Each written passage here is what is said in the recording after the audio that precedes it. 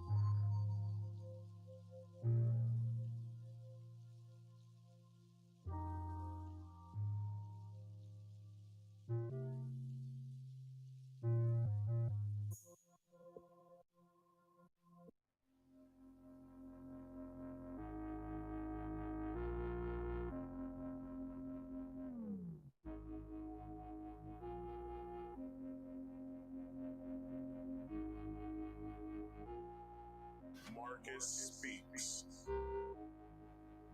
What is going on, everybody? Welcome to another episode of Marcus Speaks Live, the very podcast that gives you trending topics and other random things. I'm your host, Marcus. Everybody, if you could,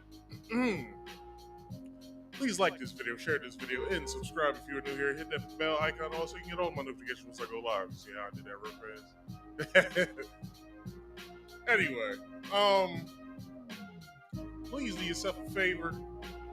Write in the chat. I will be paying attention to it. Also, every Friday I do this here podcast at 8 p.m. I said 8:30, 8 p.m. Eastern Standard Time. So please do yourself a favor and tune in every Friday at 8 p.m. Eastern Standard Time. So Saturdays I will be determining what time I go on live when I do my game streams.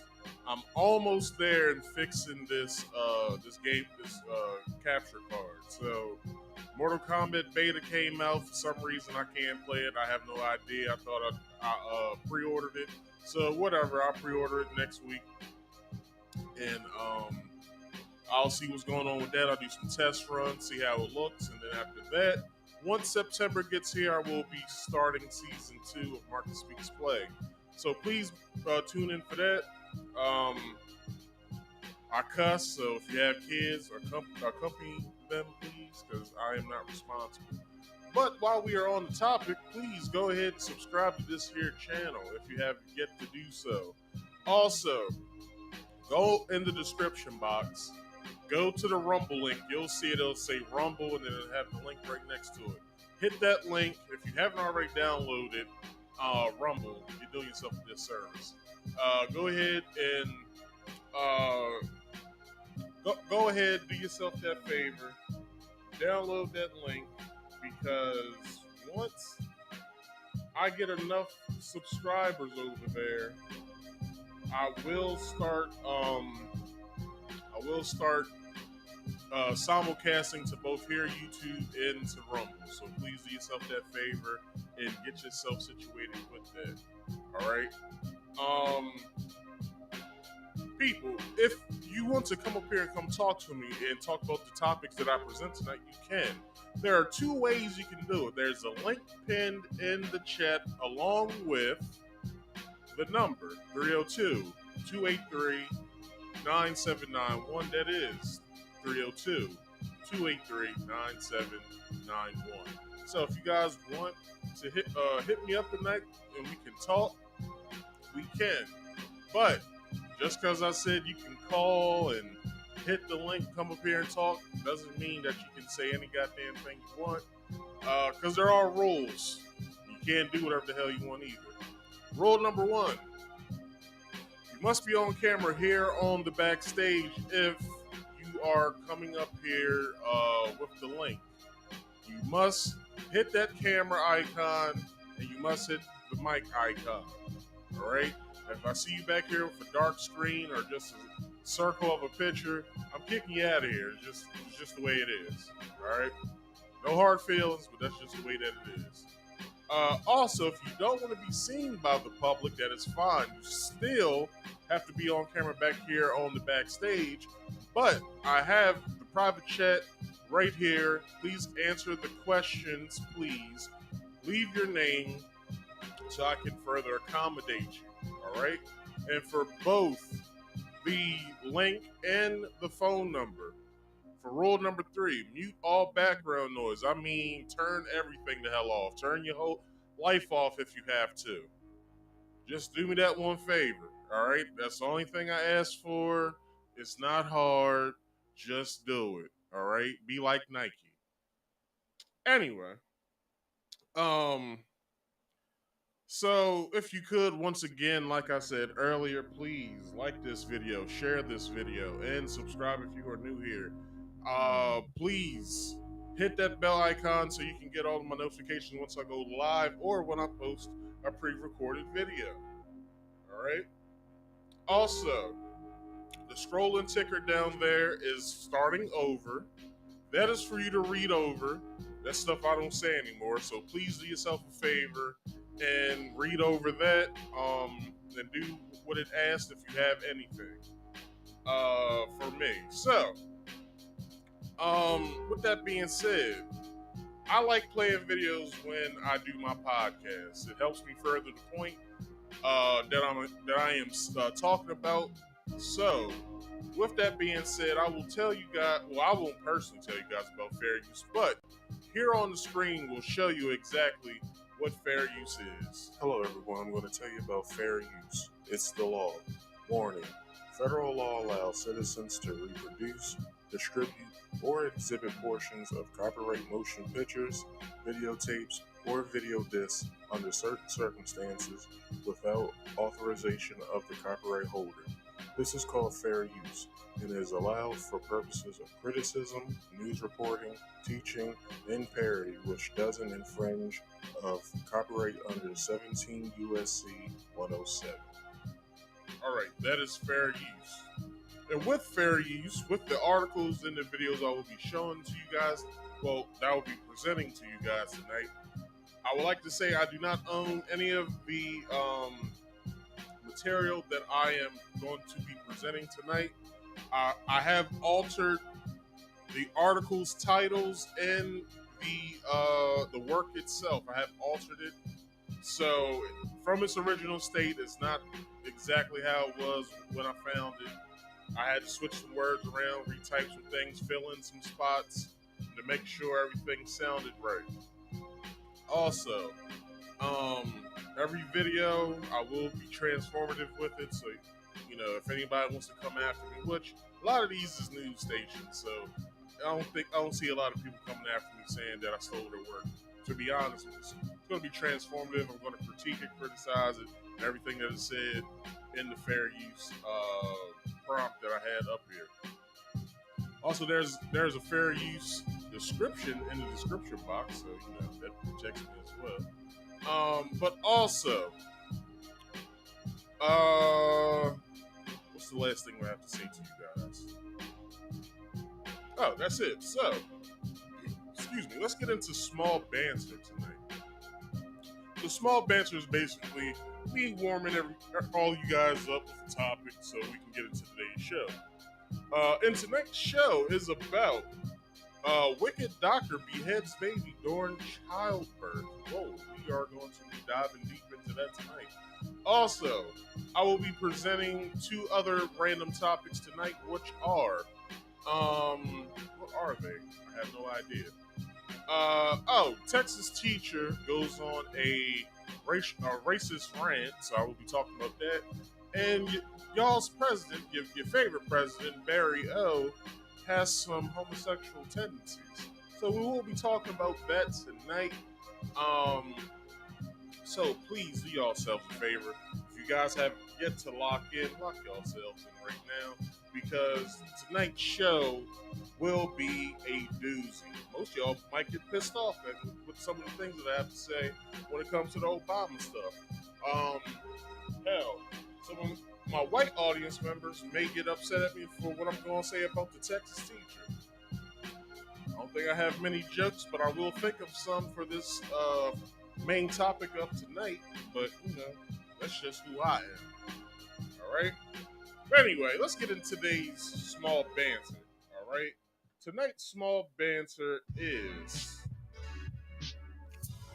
so a 12-year-old Michigan boy was arrested by the police,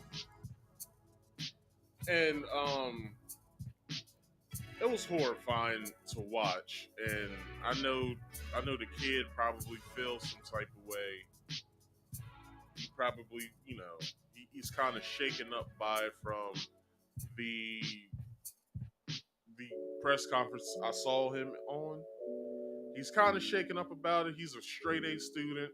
He doesn't cause any issues, and it's just ridiculous what happened. So, without further ado, how about we play that video, and I will be talking about it as it goes on. So here we go.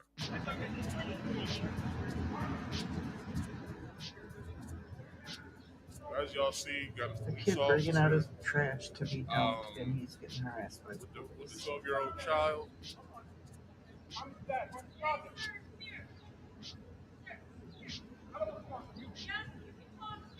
hear the father now. He was taking out his trash, yo. His dad's coming out to see why they have put his son in handcuffs.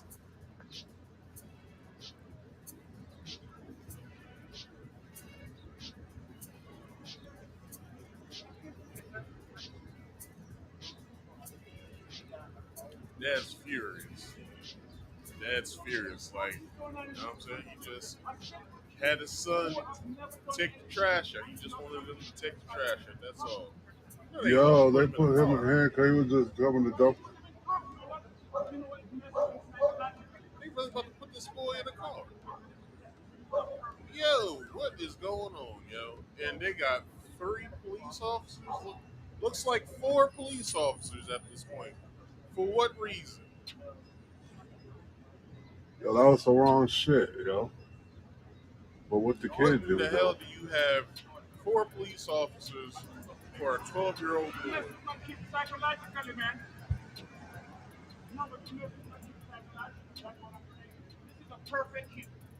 Perfect kid, he says.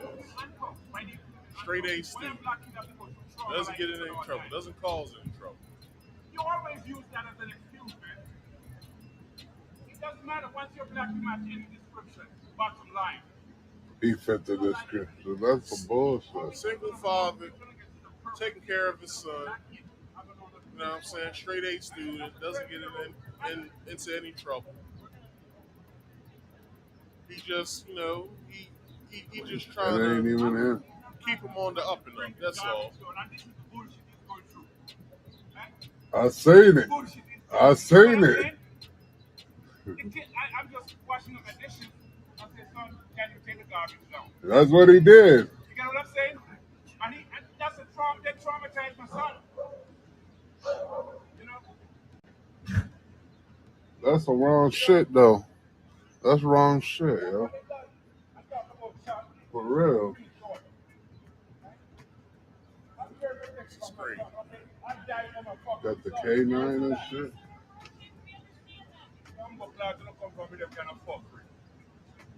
Any Jamaican too.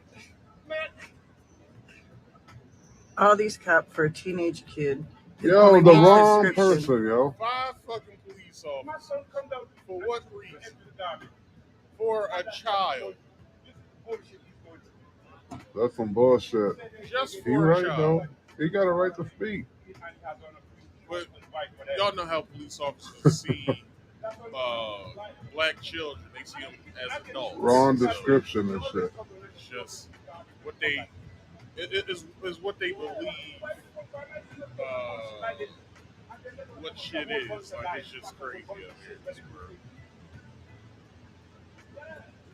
Instead of catching real criminals, they want to do this. They done arrested him, brought the canine down here.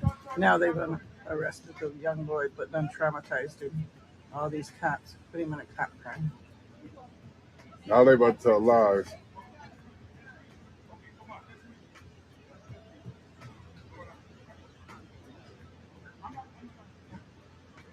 They was wrong for that shit, man. They was wrong for that shit. So,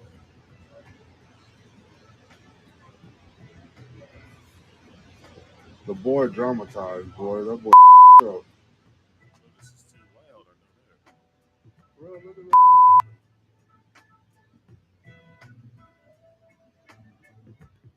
He crying. What? What? You said what? They can't do nothing to me. All right. So what I want to do, I want to find because a news station did a press conference with the 12-year-old boy, and I want to get his. To tell you words something in heartbreaking, here. but it is. So I'm gonna play that. Let me save it to the playlist that I have, and let's get. To tell you something. Let's refresh this. Yeah, let's refresh the page, and I'll bring that back. To tell you something heartbreaking, but it. Okay, that's the next video. I don't want that video yet. Let's put this video in there.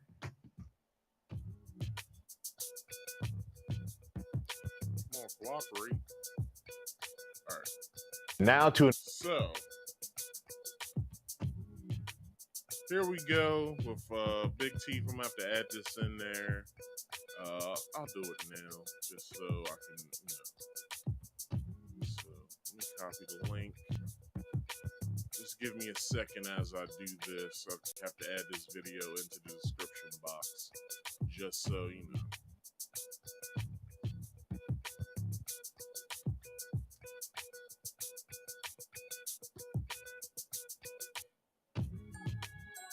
Right. Go. That's the articles. Optimize. Alright. Here we go. Bam.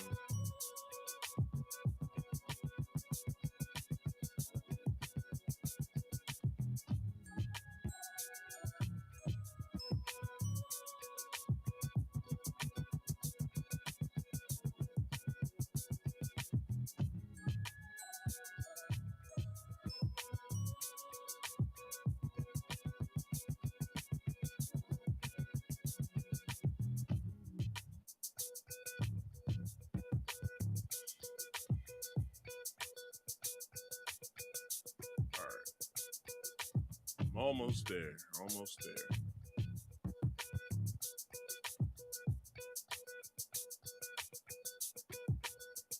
All right. All right. So the video's added. Now I want to play the interview. Now I had it up already. All right. I want to play this video because now it gives a better understanding of what was going on. So, Good Morning America had a conversation with the kid to better understand what was happening that day. So here we go. ABC News exclusive with the 12-year-old handcuffed by police while he was taking out the trash. Police said with a case of mistaken identity. DeMarco Morgan is here with that. Good morning, DeMarco. Michael, good morning to you. The father says what happened to his son should have never happened, telling us the 12-year-old boy is a straight-A student in school who wants to later become an engineer. The father going on to say the situation could have ended badly had his son panicked and took off running. Exactly.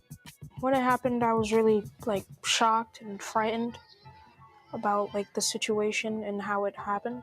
This morning, 12-year-old Tayshawn Bernard speaking out for the first time after being handcuffed and detained by Lansing, Michigan police while taking out the trash in what authorities are calling a case of mistaken identity. And right now, I'm feeling just the same way, just really shocked how this could have came to this circumstance of what's going on.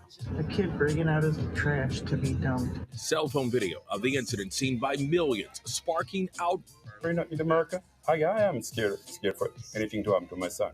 Michael says it all started when he asked his son to take the trash out to the dumpster at their apartment complex last Thursday. He was taking out his trash, yo. When the preteen didn't return after being gone for several minutes, the father says he looked outside to find Tayshawn surrounded by police. I saw police around him, so I dropped what I had in my hand and rushed downstairs, and I said to the police officer, I said, why you have my son in handcuffs? What's the problem? Tayshawn was released moments later, but visibly shaken, turning his back to officers as his father, seen here visibly upset as well, continuing to chastise officers as a neighbor continues to record. I'm just washing up my dishes. I said, son, can you take the garbage down? That's what he did. You get what I'm saying? And that's a trauma that traumatized my son. He's still puzzled until now. He asks a question, what have I done? The Lansing Police Department posted on Facebook our officers was pursuing a suspect in a string of Kia thefts wearing neon shorts and a... Are you? Wait a minute. So it's been a string of car thefts, and the suspect was wearing neon shorts and a white shirt. So I guess the suspect wears that every time. That's his costume that he wears when he are jacking cars. So see a kid wearing green neon shorts and a white shirt. So you just roll up on him, get down or come here or whatever, whatever the cop would have said. And you handcuff him. Like, the kid, you can see that the kid, kept his composure. He wasn't irate or whatever. So it allowed him to not basically get beat the fuck up by Lansing police officers. To then be released, back to his father's good graces. But now the kid is in a way shell-shocked by the situation because he doesn't know how to feel about it. Like, for all we know, he probably could have thought, all police officers are good. You know what I'm saying? They're here to protect the community and protect us from bad guys and all this other good shit. But then when you see yourself in handcuffs, you're like, but I'm not a bad guy. But then they put you in handcuffs. Like, it makes no sense. It makes entirely no sense. Let's keep going. Shirt. A different officer was in the area and saw Tayshawn wearing a very similar outfit and put cuffs on him. Attorneys for the boys say Tayshawn did not have on a white shirt. The shirt that he was wearing was a light gray or a light bluish color shirt. There's no mistaking if you see that shirt. The department continuing, our hope is we can put this unfortunate case of wrong place, wrong time behind us and continue to represent the community that we serve. And the police chief later posting a separate apology. This morning, the Bernard family wanted accountability and says they are keeping all options on the table, including the possibility of filing a lawsuit. I want justice for my son. Justice. The mayor also. As you can see, let's go back. Let's go back to that little area. As you can see, the boy was wearing green neon pants. If not just, let's just not even call them. It's lime green, really, like a yellowish green. And he's wearing a bluish colored shirt. But you're looking for a guy in neon pants or shorts, sorry, with a white shirt. The boy has on none of that, other than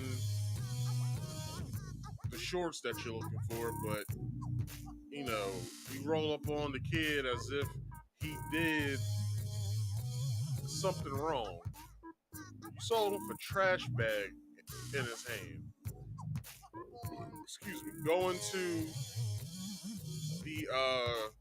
the trash dumpster that's in the neighborhood because his dad told him go ahead and take the trash out. But he gets rolled down on an irate police officer that thinks that he found his suspect. Oh, we got him now, boys. Let's book him. But then you see the father come out on the far right here, and he's getting with the cops. Hey, yo, what the fuck you doing with my son? Sir, your son is fits a description of a car theft suspect. My son's 12 years old. Why would he steal a car? But then, well, sir, we understand that, you know, he just fits the description. We want to ask him some questions.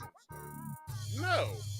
Get my son out those handcuffs, and you can ask me any of the questions that you want to ask my son. But this is what we deal with, people. Cops that are irate for no apparent fucking reason just because they want to book a suspect that they've been looking for however long they've been looking for the suspect for. So they roll down on a kid, and you roll down on a kid, and then you think, oh well, we have him now. But then this happens. The father was in the house wondering, well, where the hell is, what's the kid's name? Hold on, let me see what the kid's name is. Tyshawn Bernard. So Tyshawn is traumatized now because he doesn't understand what's going on. He just was asked by his father to take the trash out, to then be met by police officers. Like, I remember when I was 12. Never came in contact, well, it was that one time when I was 14, but it was for a different reason. Short story. One of my homeboys that lived around the street, his little brother came in the house crying. So we asked him, like, he was irate too. He was sniffling and shit. He like, yo, what's up? What's going on? So outside hit me. He hit you? Go outside, hit him back. He hit me with a golf club. A golf club? The fuck? That's alright. Let's roll. Show him to me.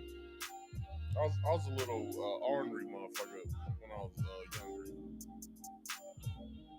I was little. I was 6 foot at the time. So he showed him to me. We walked across the street. He showed him to me. He's sitting there swinging the golf club or whatever. So I was like, hey, yo, why you swinging that golf club at people? Because I can. Little white boy. He wasn't even that younger than me. He was like a year younger than me. He was like, I said, because you can. He was like, yeah, what's it to you? I said, well, you hit my friend's brother with that golf club and it hurt him. You don't think you should put that down? No, fuck off. So I ran to him and tackled the shit out of him.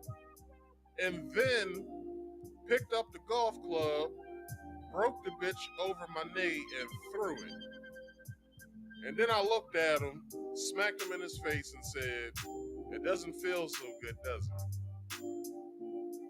So he went in the house crying to his mom. Mom called the cops because her son got beat up.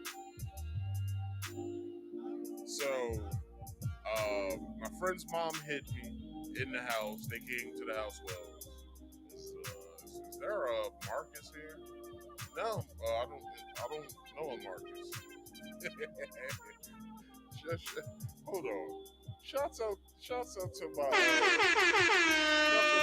homeboy's mom for doing that. So, you know, they kept combing the streets. They went to my house because there was this little girl in the neighborhood that was nosy than a motherfucker. I know where he lives. They went around to my house. Hey, is your son here? We want to ask him a couple questions. So my mom calls my friend's mom. Tell Marcus to get his ass around here. So I walk around the street to my house. I'm like, yeah, what's up? The cops was like, hey, did you get into a fight with a kid named, I forgot the kid's name. I think his name was like Dylan or something. I said, well, I tackled him and smacked him in his face and broke his golf club. So it was the lady cop. The lady cop said, thank you for that. Cop said, hold on. This is a certified hood classic. Thanks to that cop, because she was like, look, we get so many calls about this kid. He breaks windows. He hurts kids with that golf club he broke. We want to thank you for that because you saved us a lot of police work. She was like, look, next time I get a call and it's that kid, I'm just gonna walk away. All right. If you handled it today and you cross paths with him again, if I get a call about him, I'm not gonna take the call because the kid's destined for jail. So she pat me on the back. She said, all right, well, go ahead and do what you was doing. And the cop left. But to this kid, though, I can understand how he could be traumatized by this experience. Hell, I've been in handcuffs before a few times. It's traumatizing because it's like, am I going to jail this time? Like, you know what I'm saying? If you're doing something that you feel as though is right, and you know what I'm saying, then cops get involved and they got rape reports and shit like that. Cops don't really like doing police work all that much. All they want to do is bust some heads and handcuff people. That's all they want to do. But it's paperwork behind that as well. But they don't like doing nonsensical paperwork such as this. But they put themselves in this predicament for the simple fact that they handcuffed the child because they thought that the kid fit a description. Well, what's the universal black male description? A black male between the ages of 15 to 40, between the heights of 5'11" to 6 foot 4, dark skin, or like they'll take a light skin too. Like, it's just the universal black male description that they saw. Oh, we got our suspect. Let's book him. It's a bunch of bullshit. like I don't understand why people feel as though, well, not people, but police officers feel as though that this is cool. Like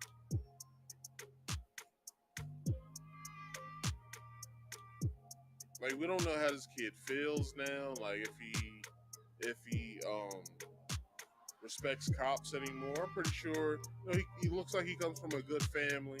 Looks like his father wouldn't put up with anything like that. So, you know what I'm saying? Seems as though that,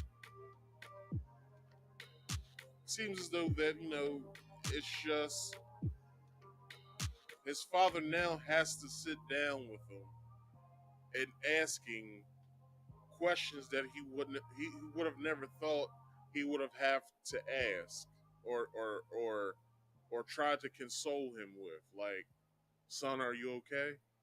Yeah, Dad, I'm fine. Are you sure, son? Yeah, Dad. Do you want to talk about it at all? I'm just confused, Dad. Why me? Son, I don't know. It's just the way that they treat us. I don't want you to be irate about this, and I want you to be angry about it, but I don't want you to act out on it. Like, just consider that. You know what I'm saying? Just consider that. Like, the boy has to now, and he's famous. Like, if you look at it, in Lansing, Michigan, when he goes back to school, he's 12 years old. So let's say he probably has a late birthday, maybe. So he's either, he could, depending either on, he's either going from the 6th to the 7th grade, if not the 7th to the 8th grade. So now he's going to be going to school. If school isn't already in session in Michigan, now he has to go back to school and deal with that.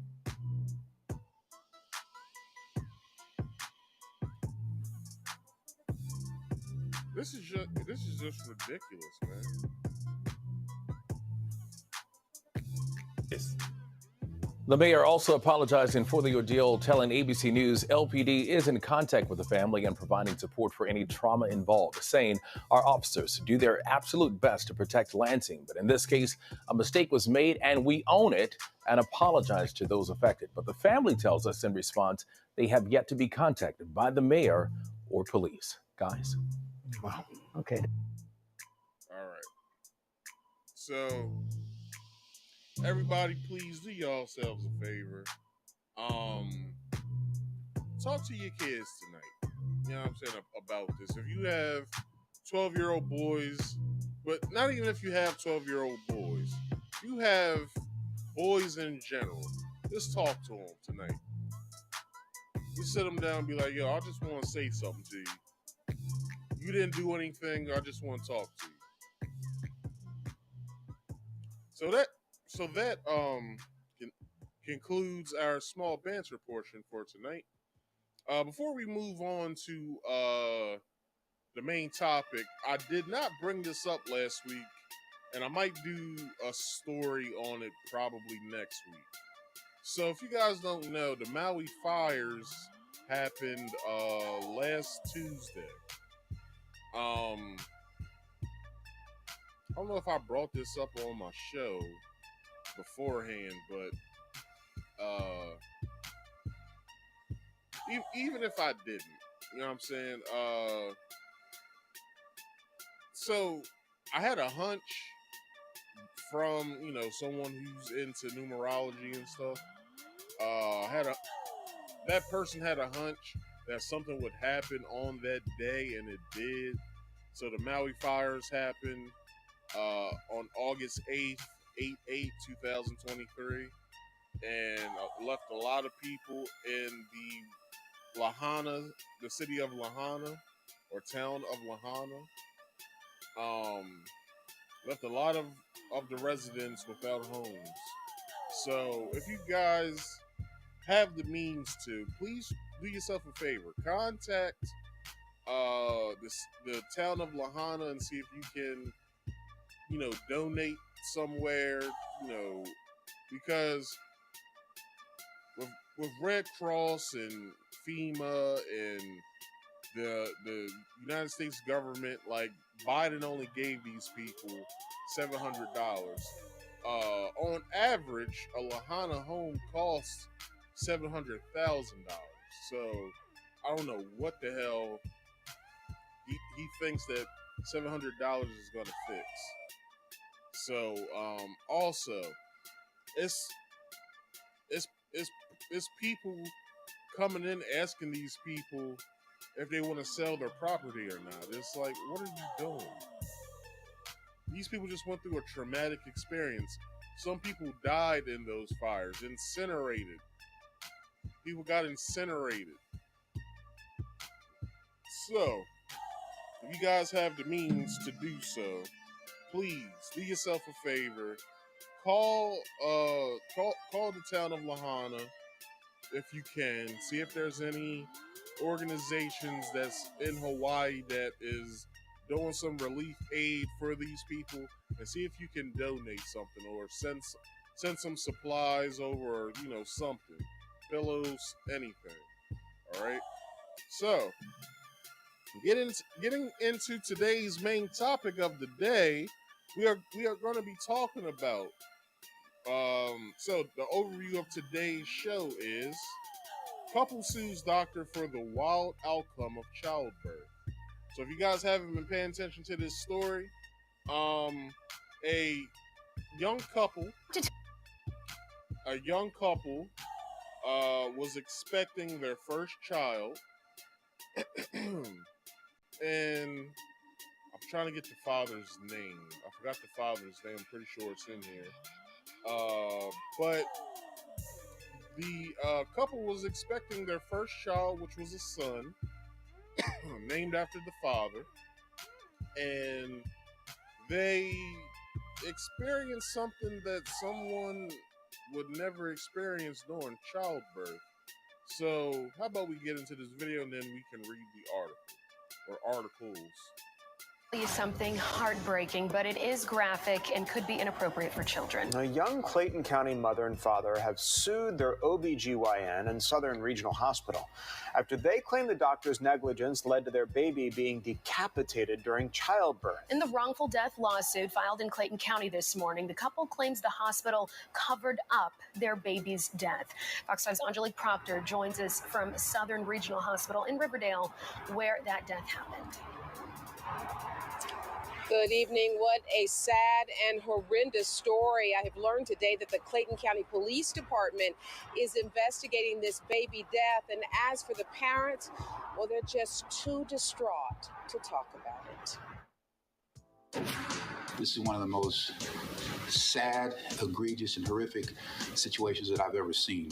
20-year-old Jessica Ross and her boyfriend, Travion Taylor Sr., have an unimaginable story. Their attorney says the young couple was full of joy and anticipation for their first child. They came here to Southern Regional Medical Center for the delivery July 9th.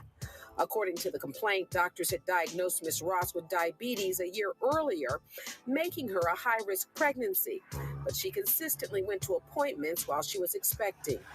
The couple's attorney says after about 10 hours of labor, Jessica was fully dilated and ready for delivery of Travion Jr.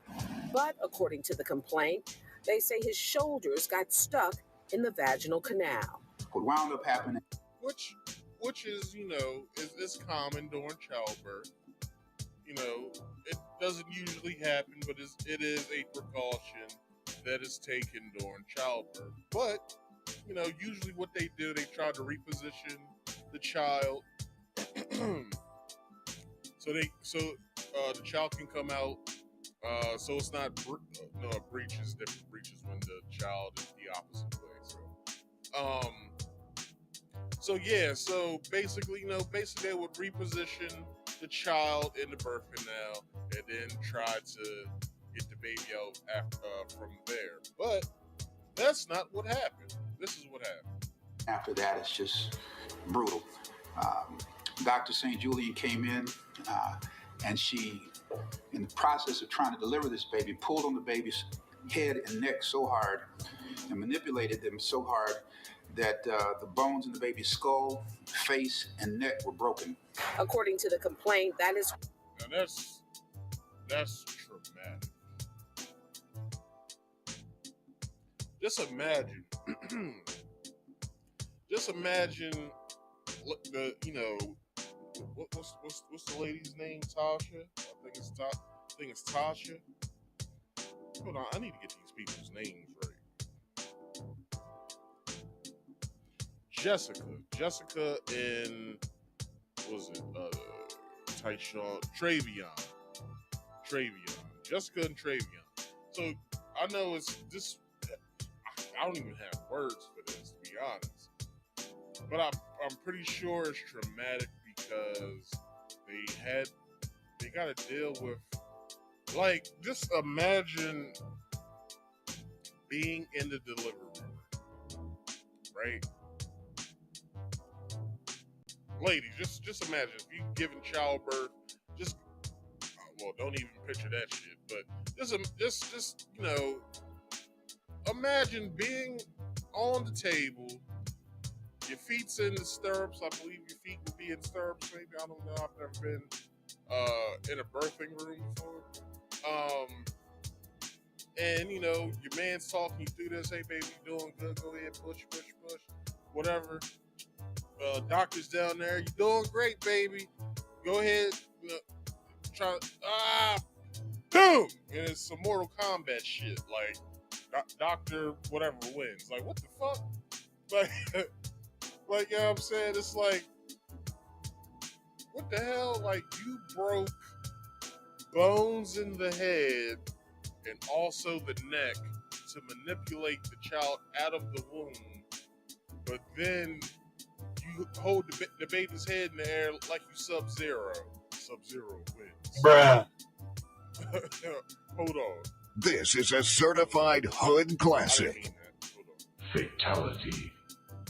It's like, what the fuck?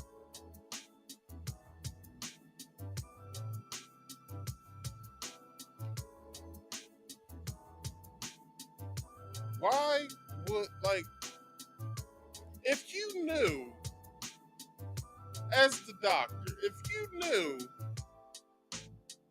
that when you were pulling the child, that you was pulling so hard that you broke orbital bones. Orbital bones are your eye sockets around here. And then you also break the neck of the child because you're pulling too fucking hard, which probably killed the child instantly any damn way. But then the baby's head is in your hands. You like, oh shit. You look at them and then they looking at you like, what?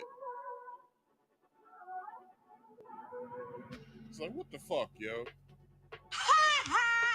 Like, why the fuck? Like, how did she get her license? That's number one. Number two, what was she on? Like what substance was she on? Like, this is ridiculous, man. Let's continue. Let's get some more information. Dr. St. Julian called for an emergency C-section. When the womb was open, the feet came. What normally happens? Out. The body came out, and there was no head. The head was stuck in the vagina. The couple's attorneys allege. Okay, so it was a breach then. Okay, so, I know some medical terms, y'all. So when a baby's breached, that means that the baby's feet come out first, which is bad. Like you're against time. Once that water breaks, and once the woman's fully dilated, water breaks fully dilated, it's time for the baby to come out. You have minutes at this point. So when the baby's breached, that means that the baby's turned around. That means that instead of the head coming first, that means that the feet are first, as the lawyer just said. So what usually happens, they will manipulate the child to turn the child around. If they can't do that in time, they'll prep for an emergency C-section. So this gives the child, a second chance of coming into the world. So after that, baby comes, they do the normal stuff. They, suck the, all the ambiotic fluid and blood out the baby's nose and throat. Make sure everything's on the up and up. Smack the baby on the butt. Baby starts crying. Cool. Baby's alive. Wipe the child down a little bit. Give it to the mother. Mother and father gets to see the baby. Oh, that's our baby. Yeah, that's what's up. And then baby goes back to the nurses so it can get cleaned up some more, get some tests ran. I guess they give them a couple shots maybe after they come out. I don't know. Like I said, I've never been in the delivery room before, so I have no idea what the hell goes on in there. I'm just speculating at this point, but whatever. Let's see what else is going on. Nurses and medical staff at the hospital lied to the couple about what happened, discouraged them from getting an autopsy, tried to encourage them to cremate the child, and failed to report the death to the medical examiner. They also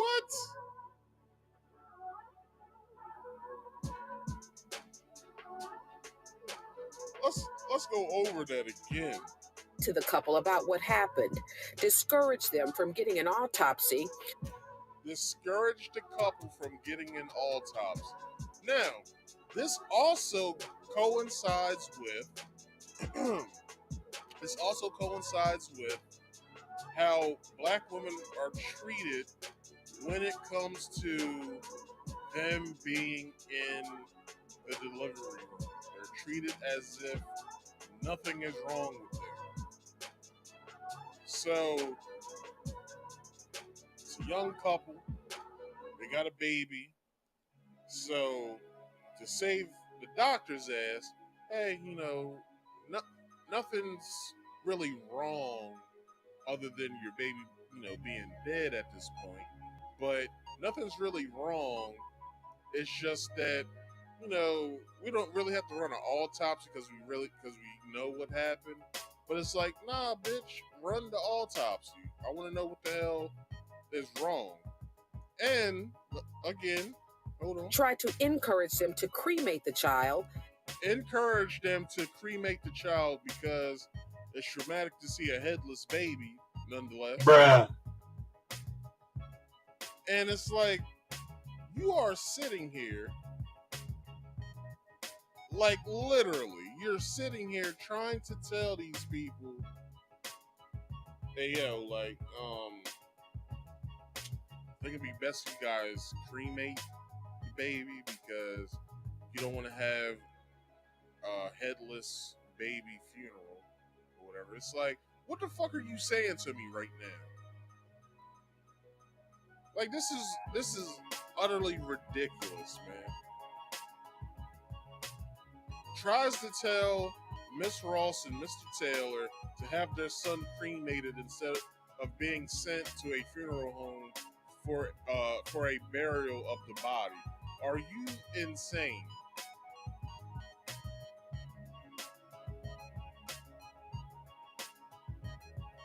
Now this couple is babyless because of malpractice.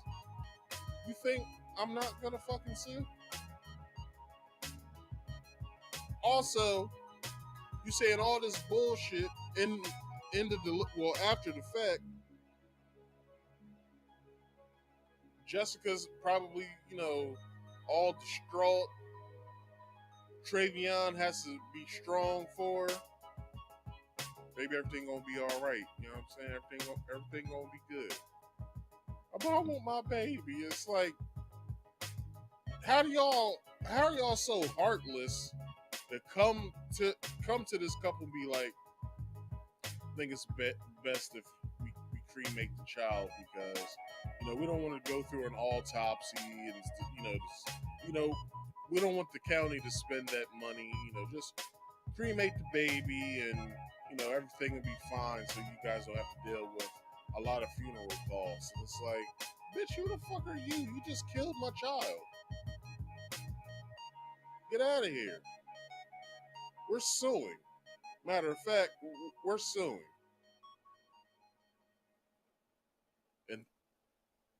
And now we're here.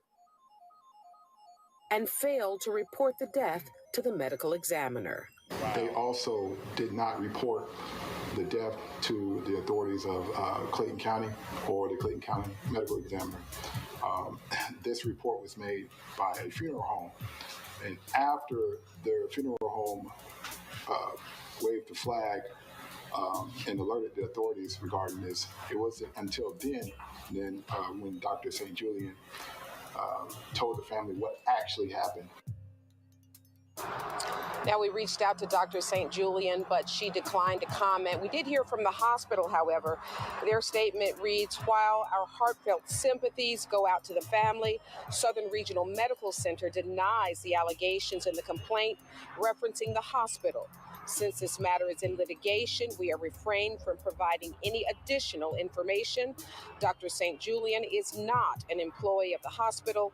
The hospital has taken the appropriate steps in response to this unfortunate situation. We are live in Clayton County. All right. So let's read the article. Let's get some more information of what was the cause of all of this. So I get this from NBC. I get this article from NBC News. So the article's title is Georgia doctor decapitated baby during delivery. A doctor, hold on, let me put the picture up of this woman so y'all can get a clear indication of who she is. A doctor used too much force and decapitated a Georgia woman's baby during delivery. According to the lawsuit, attorney said was filed Wednesday. The baby's mother and father, Travion and Jessica, hold on, turn page. Attended a news conference in Atlanta where their attorneys announced the lawsuit against Dr. Tracy St. Julian, a Southern Regional Medical Center, a hospital in Riverdale, Georgia, where Ross went on July 9th to have her son. Riverdale is about 13 miles south of Atlanta. They were so excited about the birth of their first child, said attorney Corey Lynch. Unfortunately, their dreams and hopes turned into a nightmare that was covered up by Southern Regional Medical Center. Calls to St. Julian's office went unanswered, and an email message was not immediately returned. The Associated Press was not able to determine whether she had an attorney. Southern Regional said in a statement it could not discuss treatment for particular patients due to privacy laws, but it denies the allegations against it. Its heartfelt thoughts and prayers were with Ross and Taylor and their care providers. It said, our commitment is to provide compassionate, quality care to every single patient, and this loss is heartbreaking, the hospital said. It later added that St. Julian was not an employee of the hospital, which probably she was running a residency. Not she was running a residency, but she had a residency at the hospital. And it had taken the appropriate steps in response to this unfortunate situation. A spokeswoman, Kimberly Golden Banter, said the hospital could not elaborate. St. Julian is part of a healthcare group called Premier Women's OBGYN, has 2 locations and offers circumcisions, infertility treatment, and other services in addition to low and high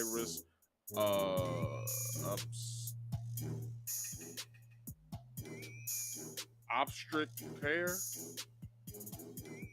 Hold on, let me get this word right.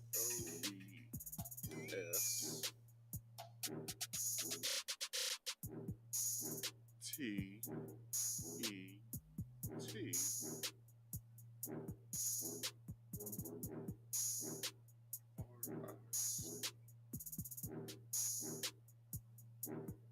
Obstetric care. According to the web, according to the website, St. Julian is a board certified obstetrician and gynecologist who has been practicing in Atlanta since January 2005. So she has what, almost a 20-year career behind her. According to the suit, the baby got stuck during delivery, but St. Julian delayed a surgical procedure and failed to seek help quickly. Okay, let's stop there. So Dr. St. Julian delayed a surgical procedure, a C-section, cesarean section. So Dr. St. Julian delayed the surgery of what I said earlier. You only have a matter of minutes to get the baby out. So, women can be in labor for hours, you know what I'm saying, trying to get that baby out. But once you start the process of trying to get the baby out, you have a matter of minutes. So now that the baby's no longer here, and my condolences to the couple and the family, you now have to deal with all of the precautions that weren't taken. One of those was a delay of surgical procedure, and she failed, underline failed. She failed to seek help quickly. But she thought everything was, she thought she had everything underneath control. So instead of you calling, going on the bat phone in the delivery room and calling, hey, I need, can you call Dr. So-and-so to help me with this procedure? I'm in suite 367 or whatever, right? So instead of doing that, you're like, nah, I got this.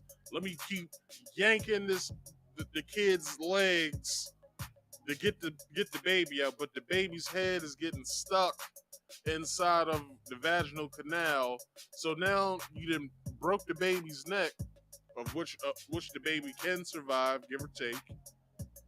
And then not only that, you're crushing the child's orbital bones, and then the head pops off.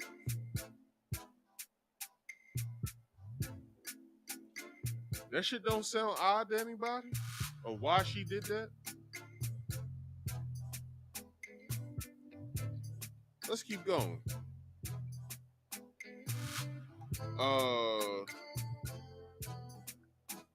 Instead, she applied ridiculously excessive force on the baby's head and neck to try to deliver it.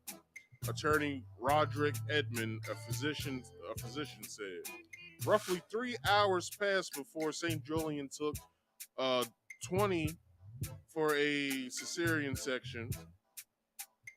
I'm sorry, I read that wrong. Let me read that over again. Roughly 3 hours passed before St. Julian took Ross, age 20, for a cesarean section, according to the suit. But by then, a fetal monitor had stopped registering a heartbeat. Oh gosh, here we go. The cesarean section removed the baby's legs and body, but the head was delivered vaginally. Whoa. Whoa. According to Edmund. Now let's talk about that. Let's talk about that.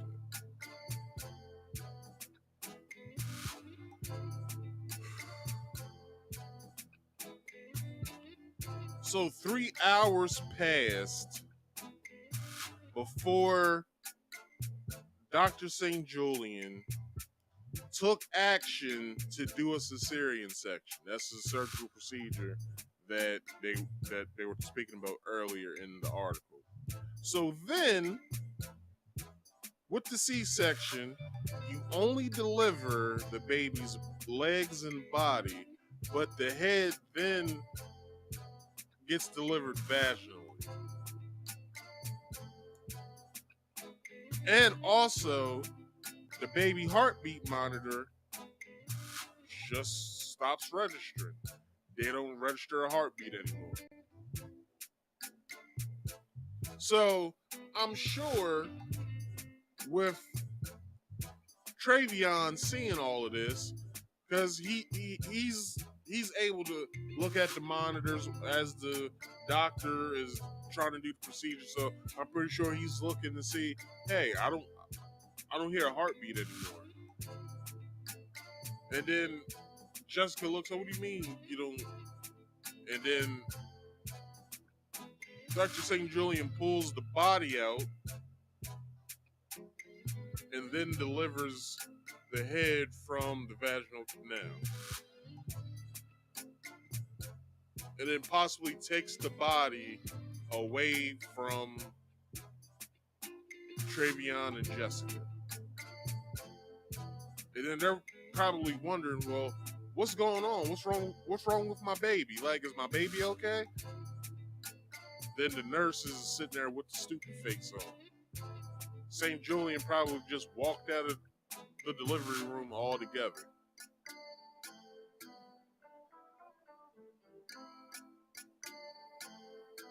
But then, let's go back to what I was saying earlier. Then they start prepping these young people to help aid Dr. St. Julian into covering this up. Hey, I think, you don't need to bring the medical examiner's office in here. So what you guys should do, you guys should cremate the child. It'd be best, and we don't want to do any type of autopsy to see what was the issue and blah blah blah. And it's like, no, like we're going to sue. We're going to sue the fuck out of y'all, because why did this happen? Why did this woman think to not do what has been done procedurally since forever, but she just decided to do something opposite? No, I don't want to hear it. I want my lawyer now. Like, I want to call my lawyer, because this is ridiculous. There's no reason why my baby should be headless at this point. But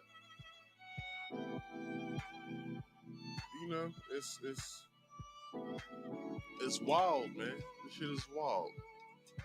So I have like 2 paragraphs left, and I have a conclusion to this, a conclusion article. So the couple asked for a C-section earlier when the baby still could have survived. That's pretty damning. But were denied, Edmund said. He said the case highlighted the higher rates of infant and maternal mortality for Black women. Ross and Taylor, 21, did not speak at Wednesday's news conference. Their attorneys also accused Southern Regional staff of trying to cover up the decapitation by discouraging the couple from getting an autopsy, encouraging them to have their son cremated, and wrapping and propping his body to make it appear the head was still attached. Holy shit. Let's finish this.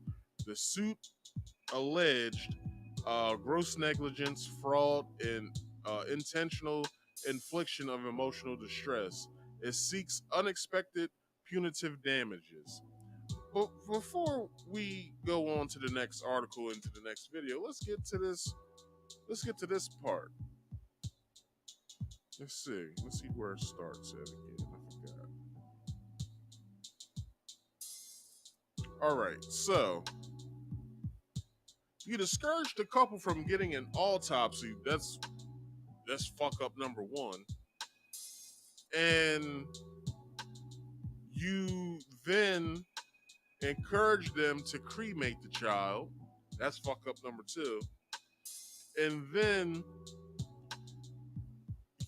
you wrapped and propped the baby up with the head onto it as if the baby's head was attached. Dr. St. Julian, I'm pretty sure Jessica felt the body come out of her stomach and then the head come out of her vagina. I'm pretty sure she felt that.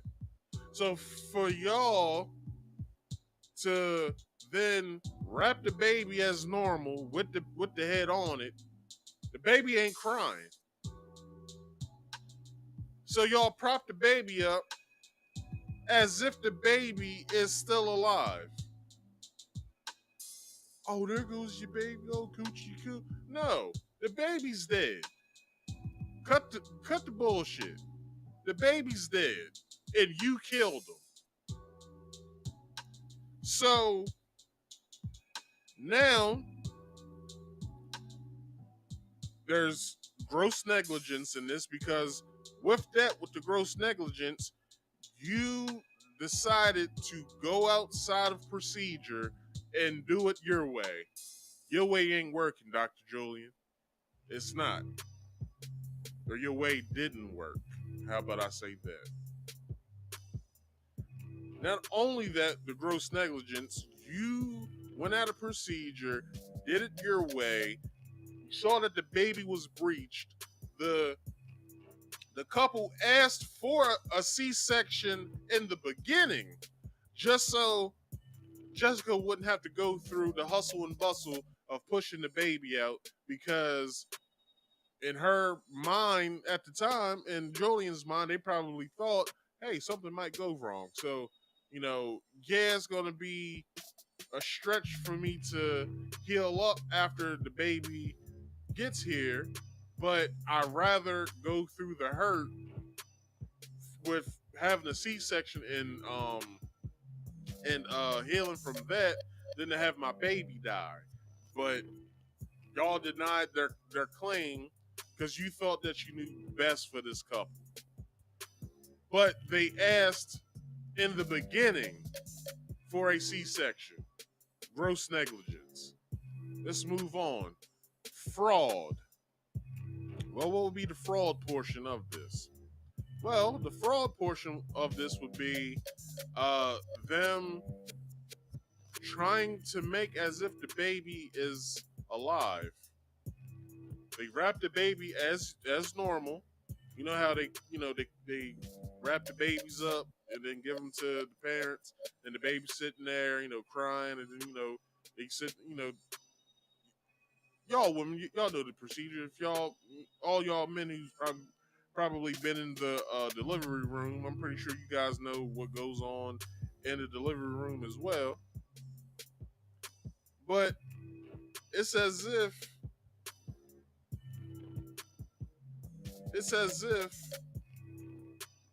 they thought they were stupid. I'm pretty sure Travion saw the silhouette of his child's body come out of his girlfriend. I'm pretty sure Jessica felt the head come out of her vagina. I'm pretty sure she felt that. Well, no. With a cesarean section, you gotta get the epidural. Epidural numbs you below the waist. So okay, I'm pretty sure that she didn't feel any of that, but I'm pretty sure she felt something. Pretty sure she felt something. Okay, let's move on. Intentional infliction of emotional distress. Well, you're starting to act funny around the couple now because you killed their child. So y'all sitting there, let's strap the baby up, let's put the head on. Oh, there's your baby. You can't see him because, something's up, but I think you should cremate the baby. You don't need to get an autopsy. We should just push all this underneath of the rug. What happened to my baby? Oh, it's really not that important. What happened to my child? I don't think you really want to know. And the rest is history.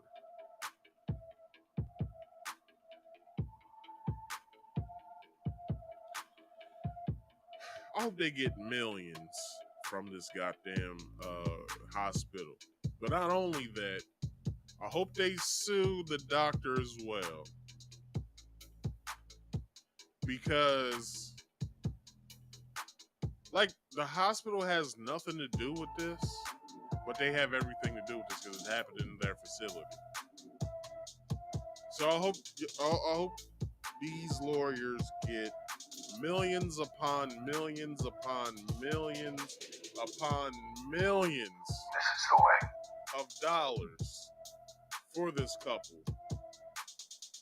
It won't bring their child back, but it will help soothe them through the bullshit. And now they gotta start all over. The doctor didn't think about that. They gotta start all over now.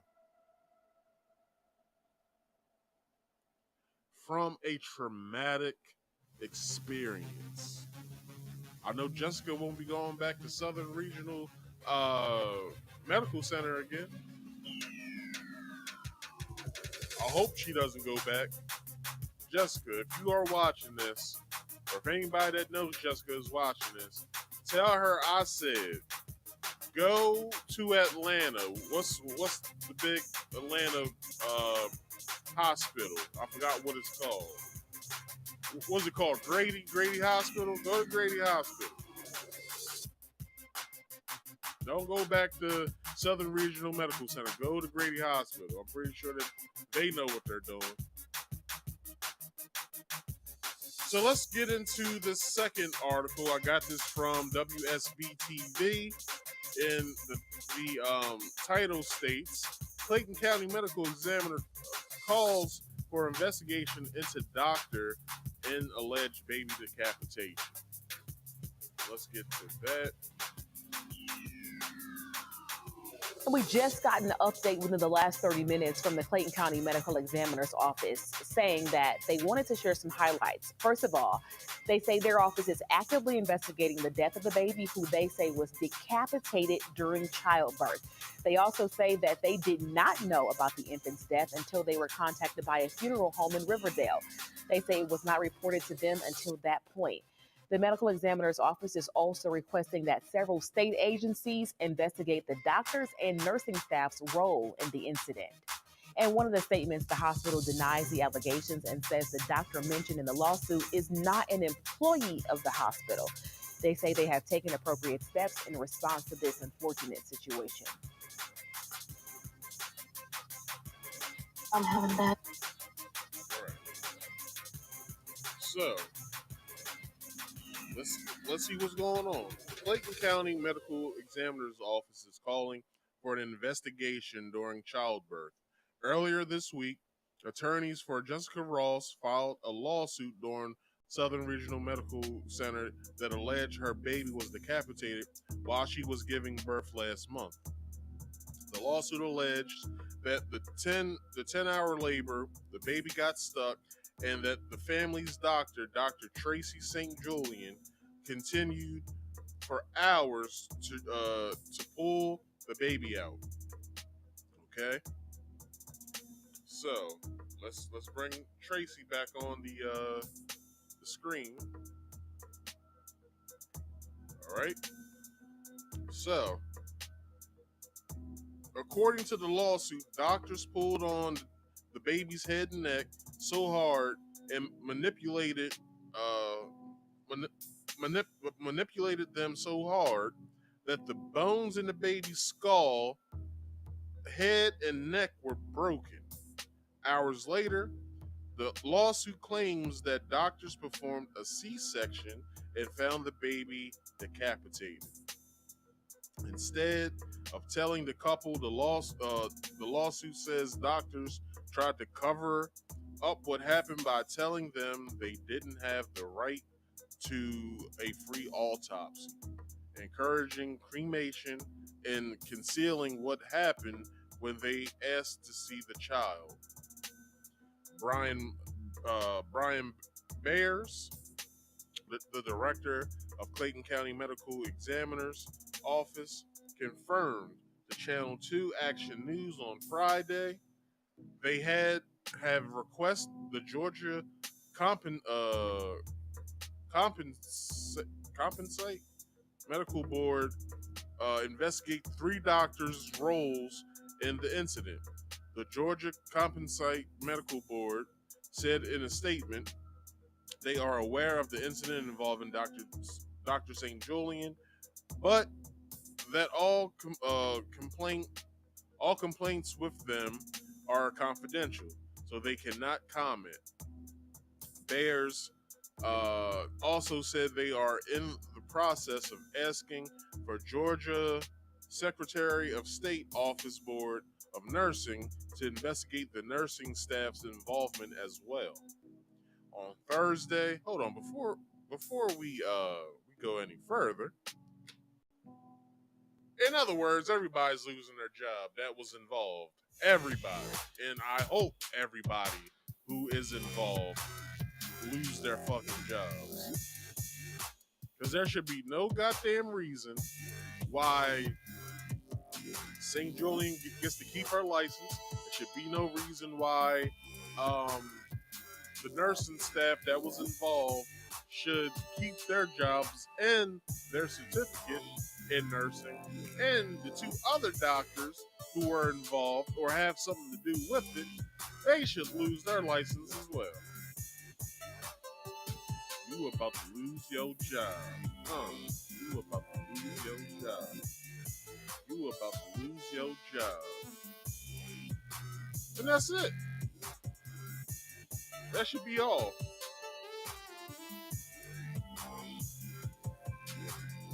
But this is very traumatic for these young people. Just to say that, like, let's think about how many times Jessica and Travion has cried themselves to sleep at night. Just think about it. This has been over a month now. This has been a month and 2 days. Well, no, I'm sorry, a month and a week now.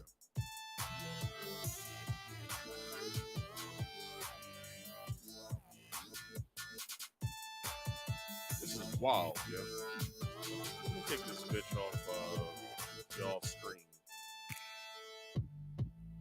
So, on Thursday, officials with Southern Regional Medical issued a statement saying that this unfortunate infant death occurred in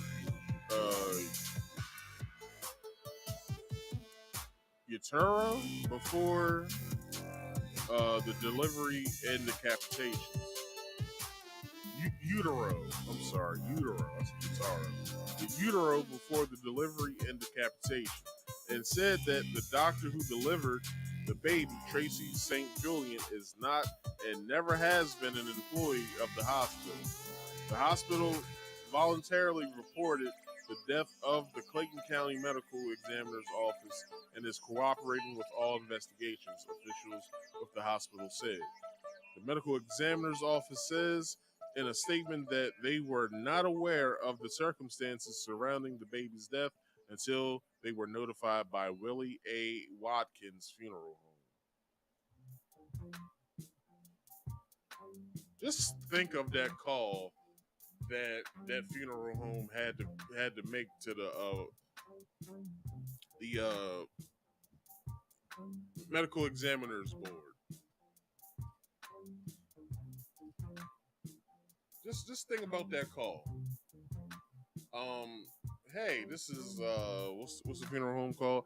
Hey, this is Willie from Willie Watkins Funeral Home. We have a location here in what's the place that they're in? Riverdale. We're from Riverdale, Georgia. So there's there's a body here that we have. It's of a baby. I'm pretty sure you guys know about what happened. No, we're not. All we know is that we know that a baby died during delivery, and they sent them to a funeral home. Well, yeah, that's the reason why we called. The baby's head was detached. Excuse me, Mr. Watkins. Can you run that past me again? Yeah. The baby's head is detached. Like, it's not on the body. Like like we got the body and then we got the head. Like we don't have just one single piece. We have a body and a head. We didn't know that. Okay, well, we thank you, Mr. Watkins, for your call, and we will be following up on this. And then they probably called St. Julian and was like, oh, I'm sorry, they probably called the hospital and was like, you guys didn't tell us that the baby's head wasn't on the body. Excuse me. Oh, we meant to say that to you guys. It just slipped our minds. Like, what? Like, what the fuck is wrong with y'all? Bruh. So, what do you guys have to say about this? Well, all we're saying, we knew. We just ran it past a couple, told them, look, there's no reason, to get an autopsy. We denied them that, there's no reason to get that. So, we also told them, we should get the body cremated instead of, having it sent to you guys because, it'll be wrong for us to have them go through a funeral. So, we just thought that we suggest to them that they get a C-section. I mean, I'm sorry, a cremation of the baby. Oh, okay. We'll be calling you guys back. So stay by the phone. We're gonna call you right back. They probably hopped on the phone to the office of the Georgia Secretary of State Board of Nursing and was like, was any of your nurses involved in any of this? As far as what we know, we had probably 5 that were in the delivery room with the mother and the father and the doctor. Okay, well, we'll call the doctor's board. You stay by the phone as well. We're gonna have a conference call. So, whatever comes of this, I hope that the lawyers get what they deserve, get what the couple deserves, and that is millions upon millions upon millions of dollars.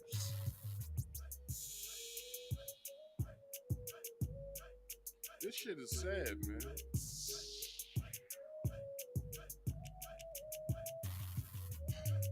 That concludes the main topic of tonight. My prayers go out to both you, Jessica, and you, Travion. My prayers go out to you guys because no mother nor father should have to go through this at all. All right? Then you guys have to start over with your family. And I know that's going to be hard because, you know, could have had a bundle of joy, a bouncing baby boy in your arms today. The baby would have been a month old in a couple weeks. Just think about everything that they had planned for this kid. Just think about that.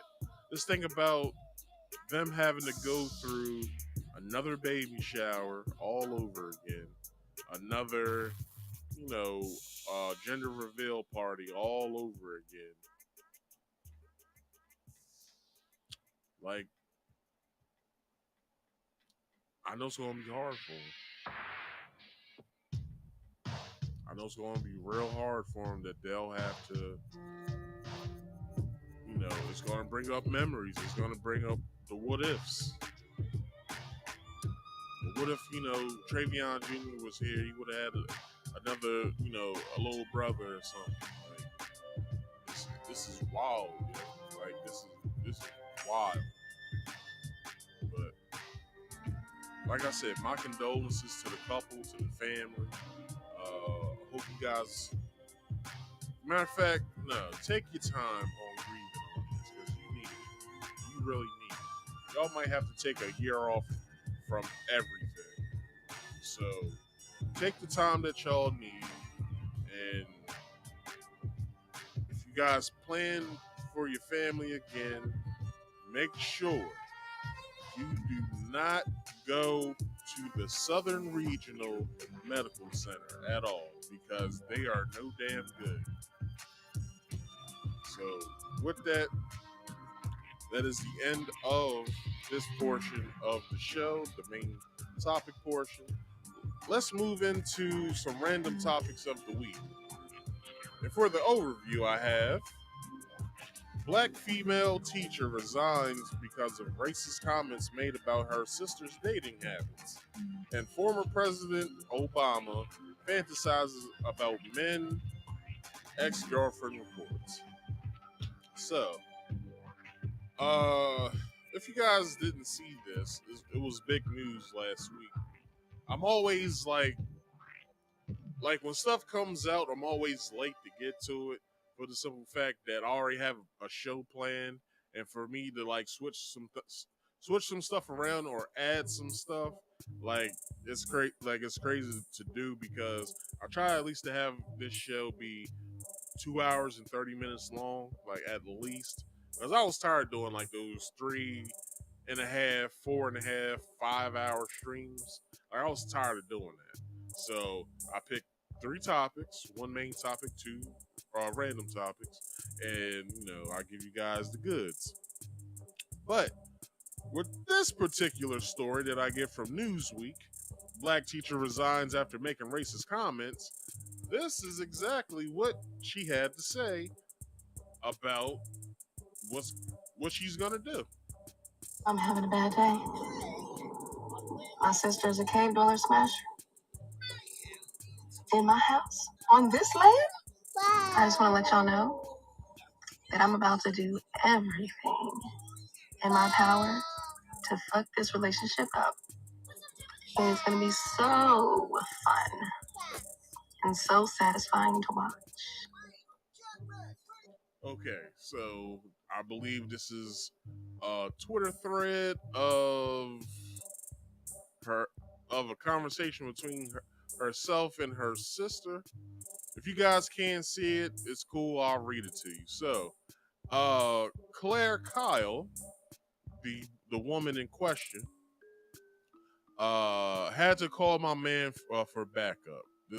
That's what the thread on Twitter said. So, the conversation goes like this: I can't believe she has this cave dweller in my freaking house.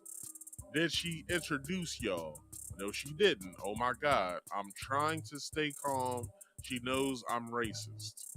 Okay, so here we go. LOL, that man looked like a straight up Trump supporter. Come and kill him for me, Dre. I promise I'll help you hide the body. Bring all 4 of your guns. This bitch is wild. This bitch is wild. Okay, then she goes, like I'm baffled as fuck seeing a white man in my house. I can't believe it. This is supposed to be a Negro only house. Okay, I'm so mad right now, but I also don't want to cause a scene and embarrass her. I don't know what to do right now. That's crazy. All right, let's see what else she has to say. This is a lot. So starting from the top down, I'm gonna go up, down, and then I'm gonna read the last one. So basically it's just her Twitter account and everything. So it says underneath of that, I would not give a damn if a white person had what my bio says hold on. I would not give a damn if a white person had what my bio says, because we already know y'all are evil people. So it's right on brand. And there are definitively white pages on here with my bio and worse. So her bio states that I'm 29 and just got fined. Queen picked me up and logical for free. I don't know what that means. Pro-black men, black supremacists. Okay, that's what her bio says. She's a black supremacist. She's a queen, and she likes pro-black men. Claire called me. So then it states up top on the right, why shouldn't I hate white people? Question mark. Why shouldn't I show y'all any love at all? Question mark. Name a big historic moment where white people did anything for black people out of the kindness of y'all's heart. Question mark, question mark, question mark. A white man, question mark, question mark, question mark, question mark. A good dude, question mark, question mark. You smoking crack, question mark, question mark. Left to the side emoji, laughing emoji, laughing emoji, laughing emoji, laughing emoji. And then she states underneath of that, you guys can't see it, but I'll read it, I can see it a little bit. Today's the first day of school. Can't wait to see all my new students. That's where I gotta pump the brakes a little bit. If you a teacher, why are you racist? You probably got white students, Mexican students. You live in Texas, so you probably got white students, Mexican students, possibly African students. What else? You probably got all kinds of stuff. It's all kinds of nationalities in Texas. Puerto Rican or Dominican students and stuff. Like, if you a teacher, I would advise any of y'all, or if you guys are teachers, your best bet is to not be racist, because you're gonna have all kinds, and I mean all kinds, of children in your school. All right, or in the school that you work for.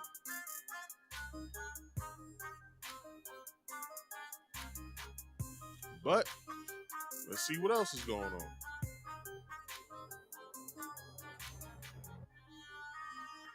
Okay, so again, thank God I got me a real one. Okay, so what is she getting? Green. So school for students start on August 7th, but teachers go back July 31st. Dre, please tell me you see getting your ass ate as gay as fuck. What the fuck is going on with? Okay, that's real soon. That's super gay. This is why I love you. Thank you for being homophobic like I am. You're my soulmate. What kind of messages do you be sending to your man, yo? Like, if she was on my phone, I'd be like, hey, yo, don't fucking text me that bullshit. Like, who the fuck? Like, if my girl says, Marcus, please tell me you see getting your ass ate is gay, I'd be like, yeah. Number two, why the fuck are you sending me this? Don't ever send me no bullshit like this again. If I ever see you type this in my phone again, not only will I block your damn number and then delete it, I'm gonna break up with your ass. Because why the fuck are you asking me stupid ass questions like that? And then she ends it. Thank you for being homophobic like I am. I don't agree with any of this, but they're not my kids. She could possibly have homosexual children that she teaches as well. As I said, they're not my kids, but I have some sort of compassion for children with whatever the fuck they're going through. Either gay, bisexual, trans shit that, you know, I don't agree with it, but I'm at least like, okay, maybe, if I had a kid and they wanted to do some drastic shit like that, I'm like, well, I'm gonna have to talk to him. I'm really have to talk to him because we ain't doing this in this house. We ain't doing that in this house. Because if you do that, motherfucker, you have to start paying rent. Like, I don't give a fuck what the fuck anybody says. You have to start paying rent. Like, that is rent, activities there that you want to do. Either if it's bisexual shit, homophobic shit, not homophobic, but homo shit, trans shit, that's rent bound. Like, you have to start paying rent because you're acting outside of what I want you to be. So then you have to start paying rent. Just saying. Anyway, let's continue. Let's see what else she says. Like I said, Claire called me. Chilling in my classroom while chilling in my classroom. Hold on. Chilling in my class while Twitter thinks they can take my safe and secured. I guess she's talking about her job, but I wonder if she had tenure. If she had tenure, and she's a part of the union, then they probably told her to resign because they probably didn't want to deal with all that. Because I would say one of the only unions in this country that's probably the most dangerous unions are teachers unions. So they probably didn't want any smoke with that. They probably just was like, look, we can't have you here in this school. So it's fine if you go somewhere else. We just can't have you in this school. So let's keep going. It's a young teacher. Alright, so I'm done with that. Let's read the article and let's bring her picture up. Like, she's cute. Like, she's a good looking woman. Like, I would date her. You know what I'm saying? Like, I guess she's pro-black, I'm pro-black. Like, you know what I'm saying? Like, but my pro-blackness, for me, I'm not a racist with my pro-blackness. Like, although I don't really care too much for certain American history, but I don't shun it away. Nor am I disrespectful towards white people. I just don't pay attention to them. Like, so I'm pretty sure me and her would hit it off, but it's just I would have to talk her or teach her. Really, I'll have to teach her into something that is more contingent for her being in a teacher setting or whatever.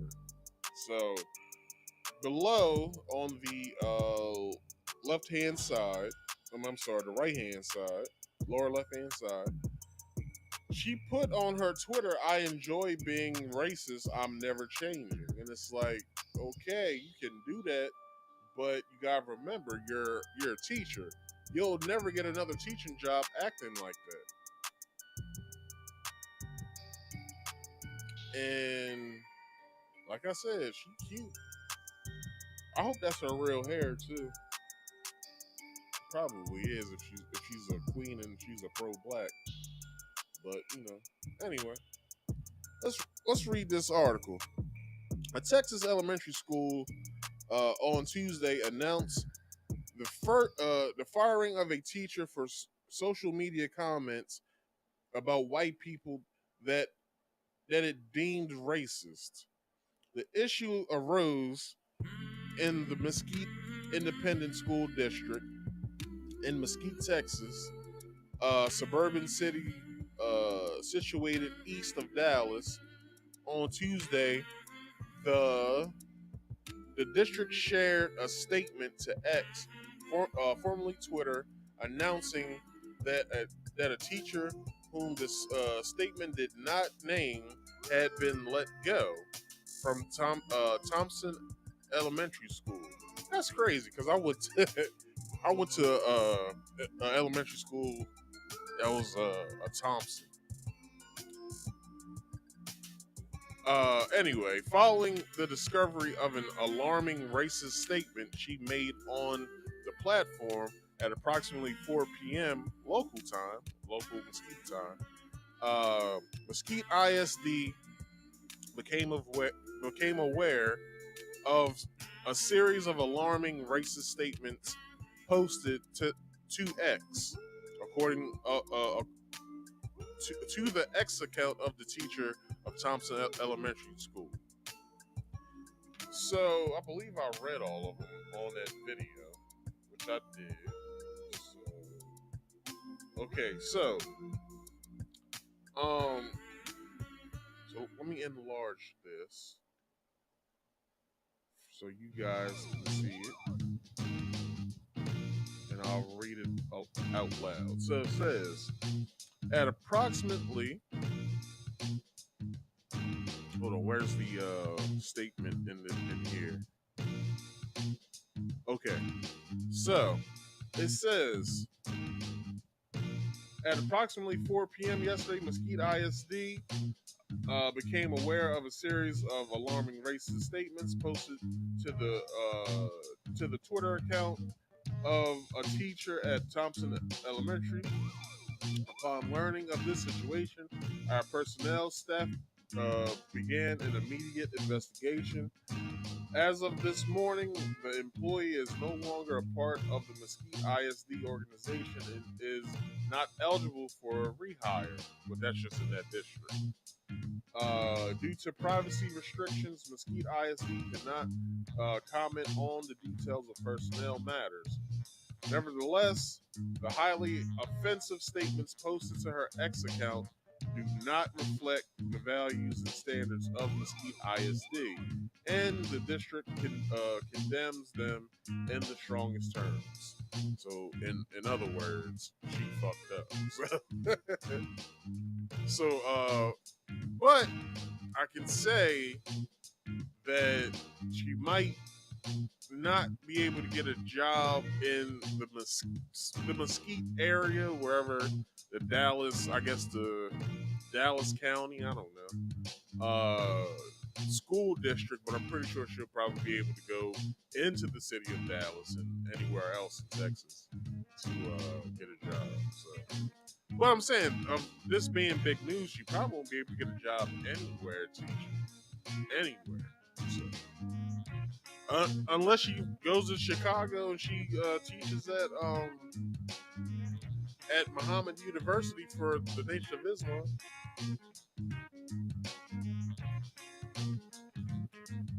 Anyway, let's see.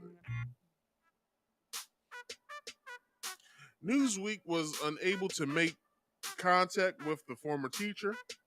The account of the teacher at the heart of the situation has since been deleted. But select posts were collected by outlets like Sports Kita, I use them sometimes, and published. The name used for the account was Claire Kyle, but this was not the individual's real name. The account's bio, the former teacher referred to herself as pro-black men, as well as black supremacist.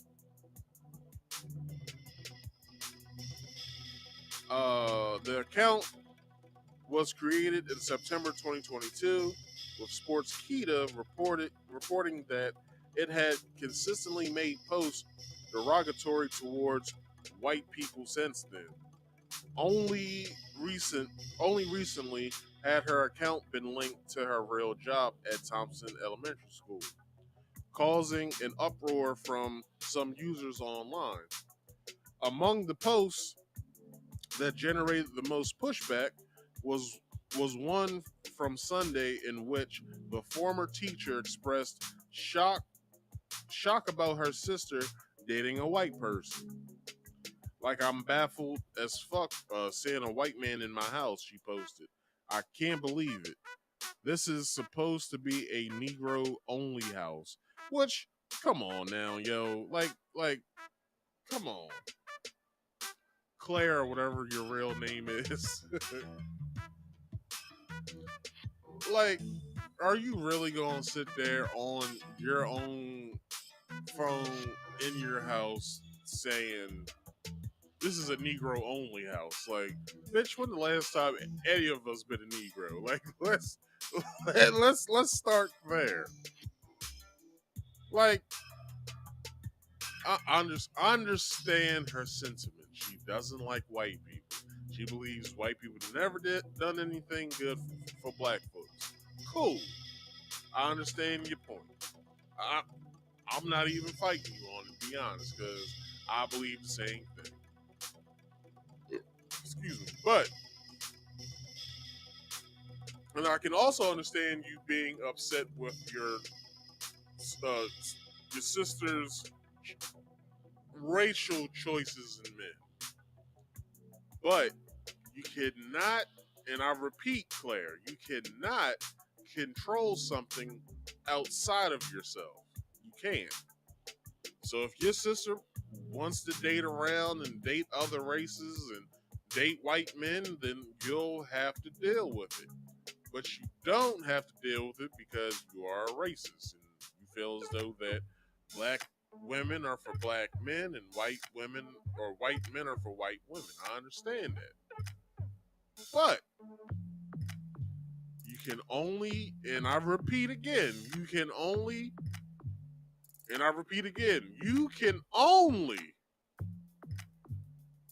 Bruh. control yourself.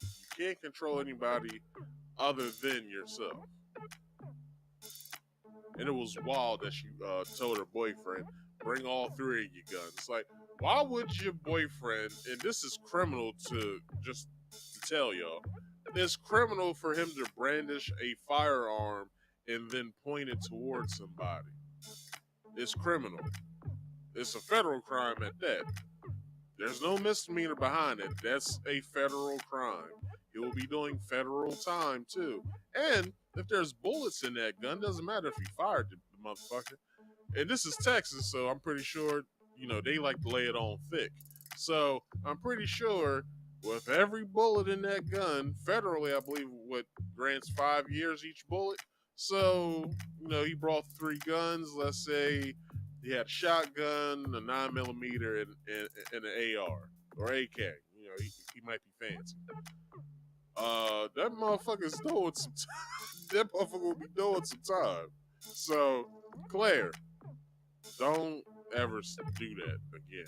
Like, make sure that the next time you see your, matter of fact, just tell your sister, I don't want that man in my house no more. Just tell her that. I don't want that man in my house no more. You know how I feel about white people, and I don't want you bringing that man in my house no more. That's all you got to say.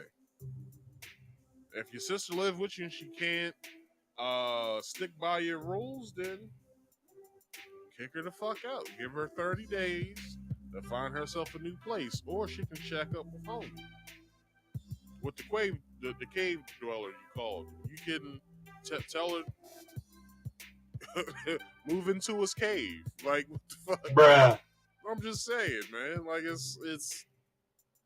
that's how she feels. All right. Anyway, let's continue. So, I'm so mad right now, but I also don't want to cause a scene. I said all this to you guys. So, let's see what else they got.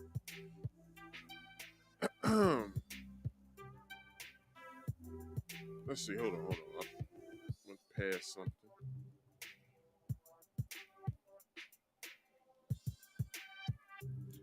The following day, she took to the account again to note that users had found her job, prompting the school district to ask that she delete a post that was brought to their attention.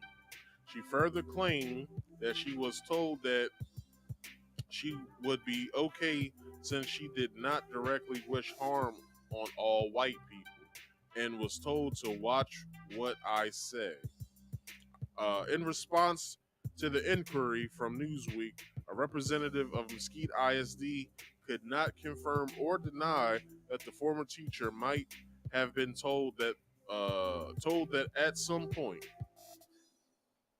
They did, however, state that no one at central office condoned her sentiments nor gave her those instructions.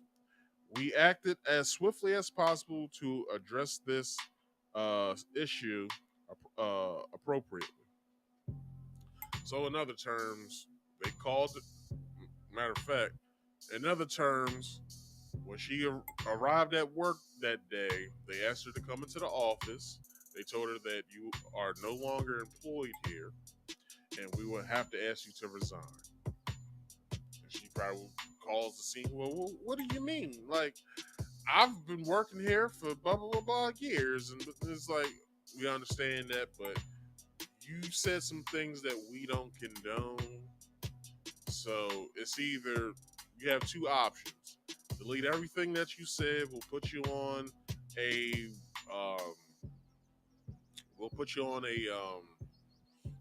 what's the period that you're on when you start a job, whatever. We'll put you on to so and so until further notice, and then if anything happens during that time, then we'll have to ask you to leave. But she probably was like, well, the hell with it. I resign. I don't need to be here. And then she quit.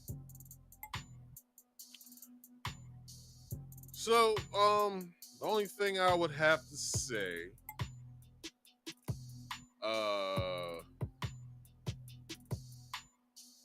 keep your head up. Bruh. I'm gonna fuck with you. But call me though, Claire. All right, we got some things to talk about because you know what I'm saying. Your man ain't me. This is the way. Anyway, let's move on to our last topic of the night, and that is, I got this article from the New York Post,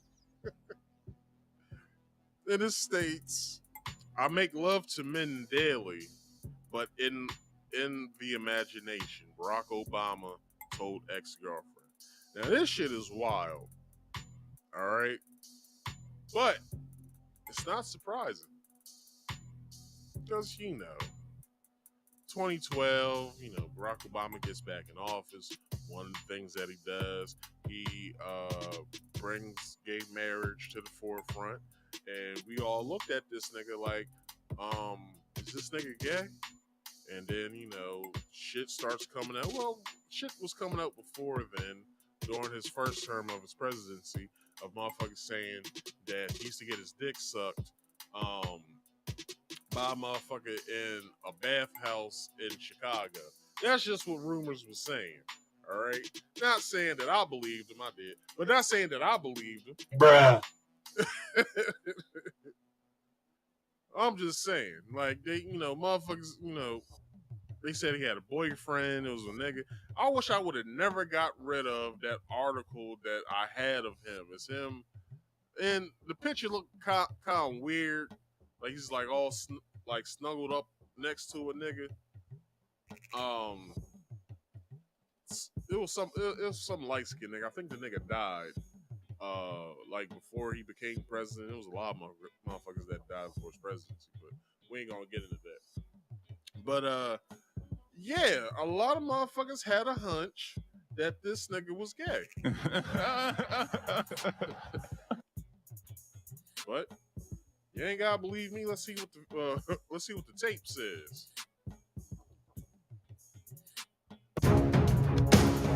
All right, so I gotta read this. So it was like it says former U.S. President Barack Obama's letter creates buzz.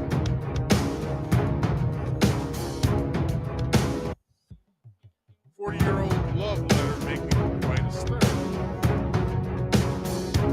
Obama's gay sex fantasy confession. Obama fantasizes about making love to men. You make love to men,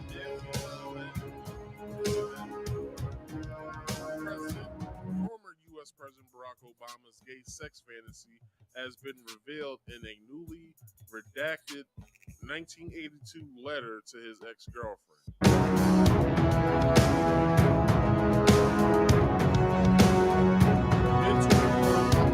To Alex McNear, with whom he had been in a relationship during his time at Occidental College in L.A.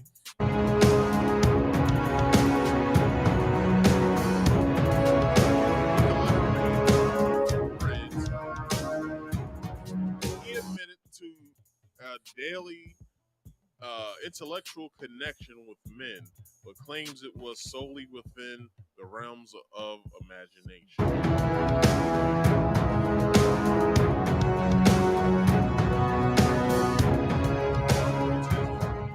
Androgynous mind, and confessed that he loves making love to men daily, but in the imagination.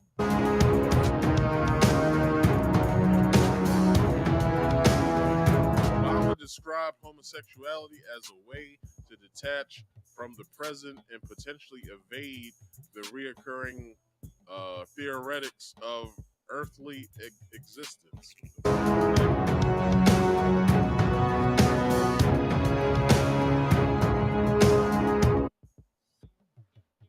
Despite these confessions, Obama admitted in the letter that he has accepted his identity as a male and chooses to live by it.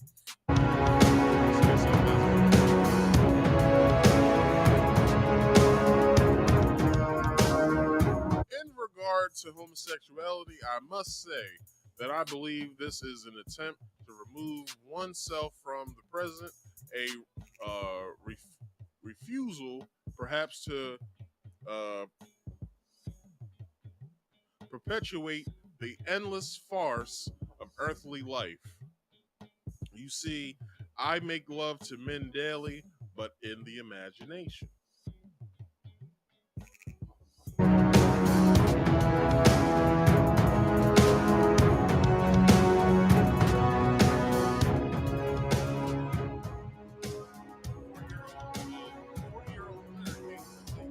After Pulitzer Prize winner and Obama biographer David Garrow gave an interview about the ex-prez. The letter is under the care of Emory University, and access to the document is strictly limited, and its photography is restricted.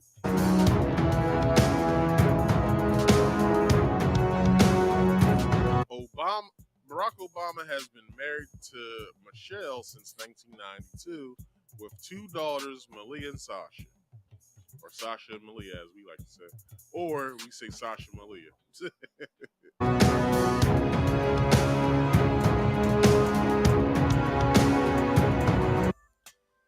All right. So, if this was a surprise to any of y'all, shame on you. All right, because if you didn't know that this man, Barack Obama, let me bring his picture up, him and his Michelle or Michael as he likes to call it. He did some things in his life, when it comes to the homosexual realm. Holy shit. I guess. I don't know. I'm just saying. But let's get into this article. So, former President Barack Obama wrote of his own androgynous mind and making love to men daily, but in his imagination. According to the redacted portion of a now notorious 1982 letter obtained by the Post, the more than 40-year-old letter to an ex-girlfriend, this would be the ex-girlfriend right here, to an ex-girlfriend, recently resurfaced after Obama biographer David Garrow gave a long and winding interview on the one-time commander-in-chief. In regards to homosexuality, I must say that I believe that in an attempt to remove oneself from the present and refusal perhaps to perpetuate the endless farce of earthly life. You see, I make love to men daily, pause, but in the imagination. Obama, then 21, wrote to Alex McNair in November 1982. So, my mind is androgynous to a great extent, and I hope to make it more so until I can think in terms of people, not women, as opposed to men. But in returning to the body, I see that I have been made man, and physically in life, I choose to accept that contingency. He added. So let's see what the letter, or the portion of the letter, what we can see says. All right. So, dear Alex. Your call gave me a boost somehow. A clutter of numbers and appointments in bills, I guess, I don't know. Had grown your last letter. Hearing your voice was like discovering a passage in a book I had read a while ago. It struck me, so I underlined it and discovered that it still applies. Still strikes a chord.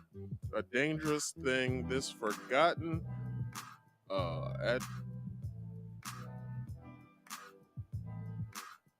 I don't know what that word is. Or extension of my current occupation. Curiously enough, I've emerged as one of the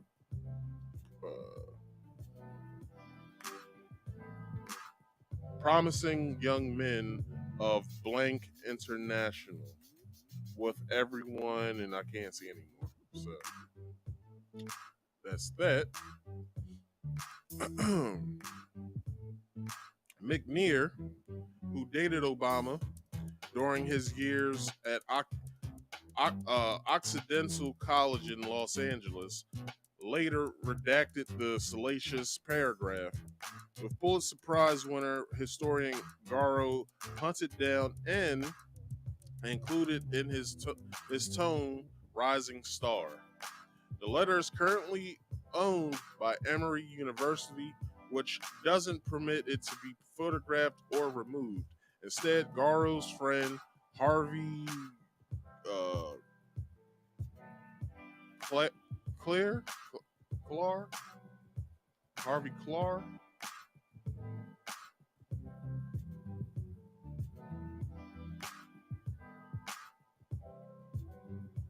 Harvey Clark.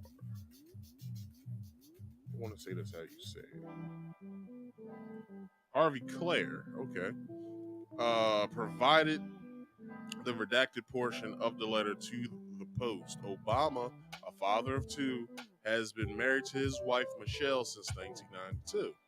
Garo said there was nothing unusual about Obama's youthful musing.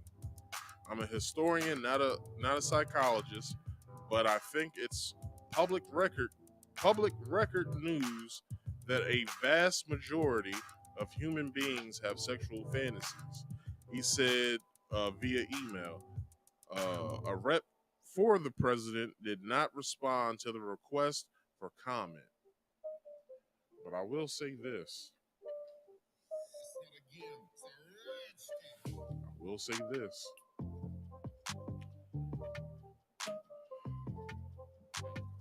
Obama is not, and I repeat, is not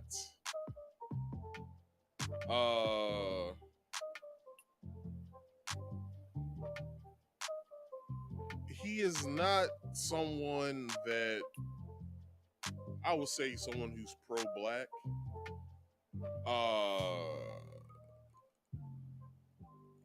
He's not someone that we see as a how can I put this? He's not someone that we see as a strong black male. And hold on to that thought. I have to use the bathroom real fast. I'll be right back.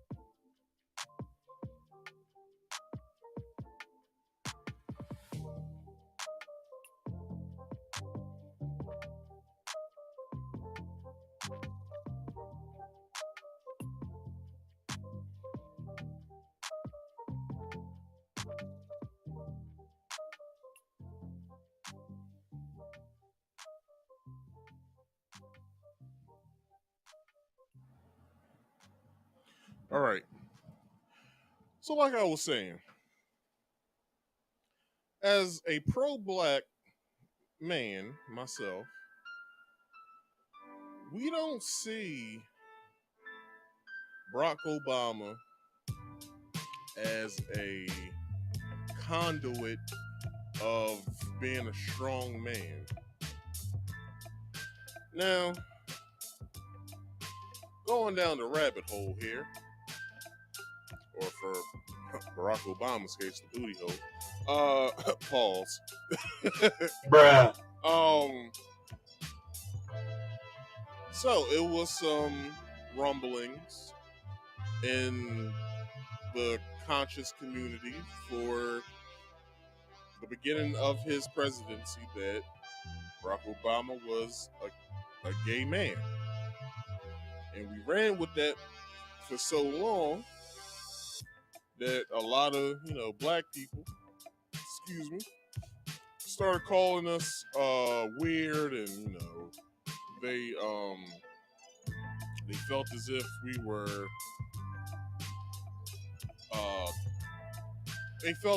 we were being too dramatic, and you know, but it's like we heard that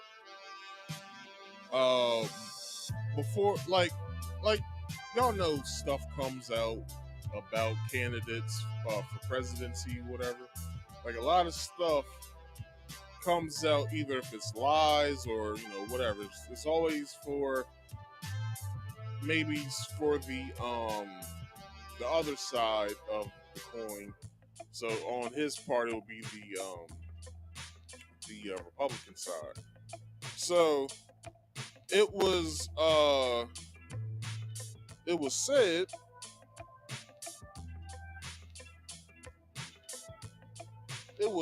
during that time that Barack Obama was gay. He had a boyfriend before his presidency. Hold on.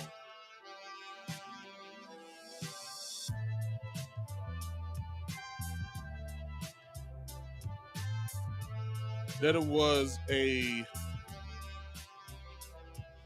was he light skinned or something? He was a light skinned dude.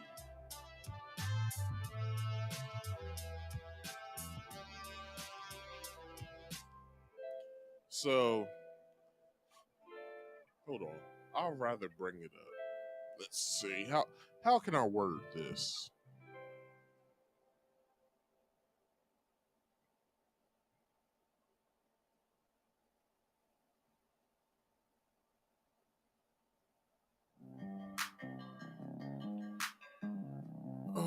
Let's see.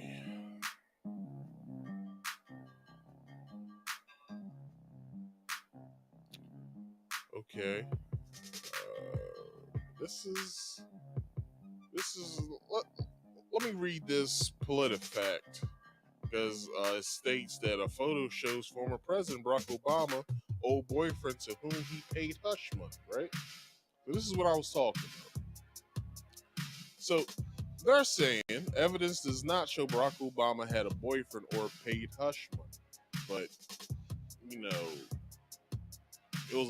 it's a lot of stuff that happens during the presidency or before presidency. Every candidate wants a squeaky clean persona, so when they come out to the public, it's like, oh, this guy's the most perfect person we ever seen. Nah, don't ever believe that shit. So, the potential indictment of former President Donald Trump for his role in hush money payments to adult film star Stormy Daniels is prompting some social media users to compare how other former presidents handled past relationships. So here we go. No one had a problem when Obama paid hush money to old boyfriend. Read the text on March 24th video posted on Instagram. The video includes a photo of Obama seated next to a man. We'll get to that in a second. The post was flagged as part of Facebook's effort to combat false news and misinformation on its news feed. We found no evidence to support the claim.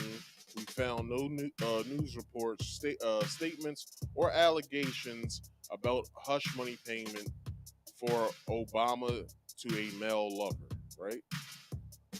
The photo shows Obama and his friend at a college dinner hosted by a student group, according to the caption on the 1981 image from Getty Images. The friend is identified in the caption as Hassan Kandu. Now, that is the guy, all right? And the photo was taken at Occidental College in Los Angeles. Multiple reports mention Kandu as one of the Pakistani friends Obama made while attending Occidental College. All right, are y'all ready for the reveal of this man? So that it doesn't. It's not up anymore.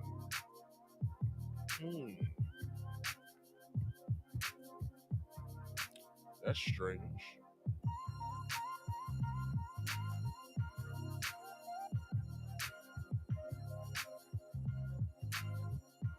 All right, hold on. Let me try logging in up here first.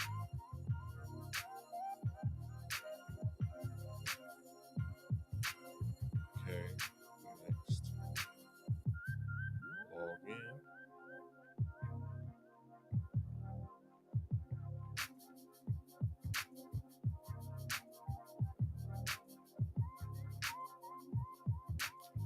All right.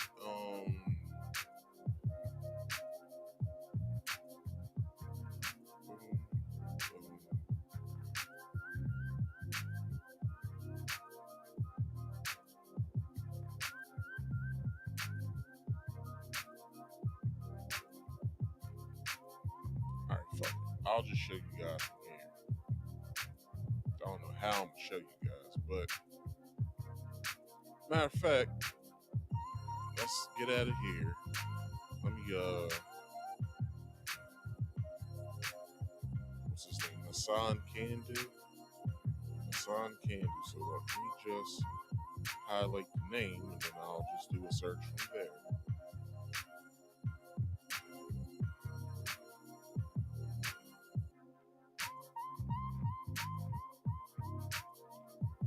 This is the photo that they were talking about. Now y'all got to remember, this is 1980s, right?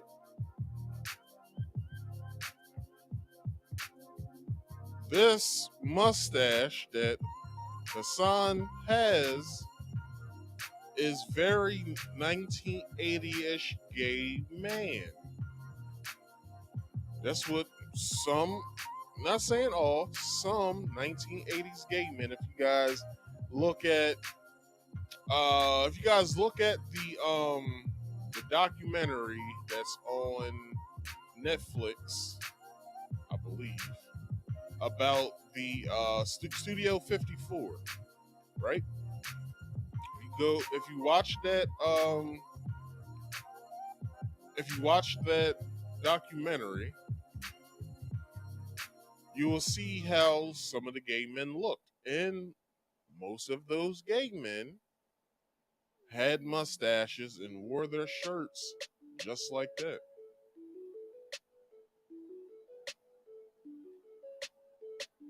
Now, am I speculating that this man is gay? I am, because I was also one of the few that also was like, I think Obama is gay. Now, is it an issue that he's gay for me? No, because I really don't give too much of a fuck about him. I'm just saying this. All you gotta do is live your truth. All right, Obama, that's all you gotta do. Live your truth. Be who you are. Tell Michelle to come out the closet, because it was a surprising video. Hold on. What the hell is Dwayne Wade's son's name? Zaya Wade, right? Zaya Wade had a press conference. Well, not really a press conference. Was asking. Oh, here we go, right here. Well, hey. Listen to the question. Hi. How are you? Good. I'm so nervous, but how are you? I'm doing great. How's it going? I hear you're slotting me in between school, so I feel very special. No, I'll always make an exception for you. Of course. How's it going? So proud of you. I've heard so much. Your dad was talking to my husband when they were in Hawaii. When you guys were in Hawaii, you were right down the street from us. Did you know that?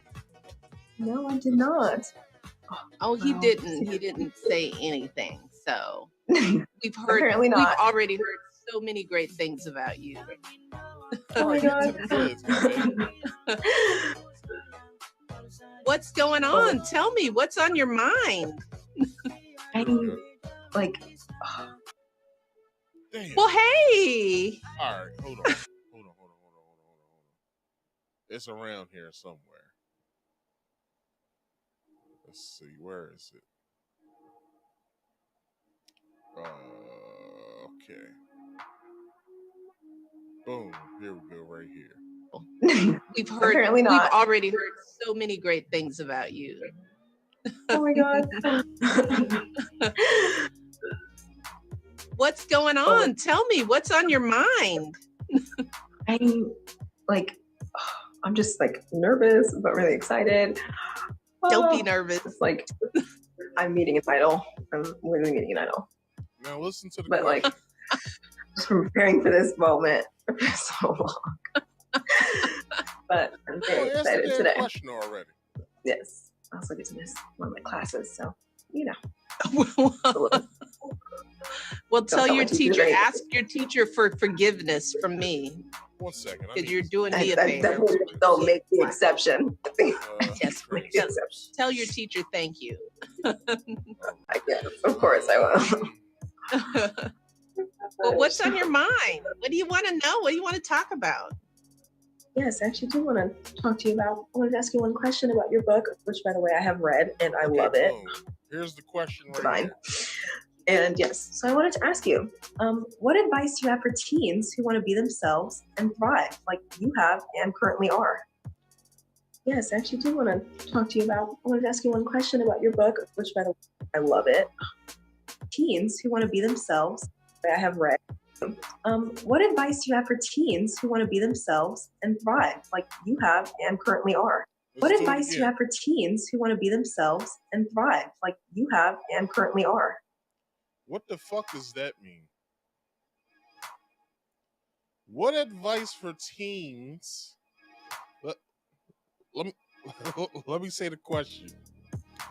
What advice do you have for teens who want to be themselves and thrive like you have and currently are?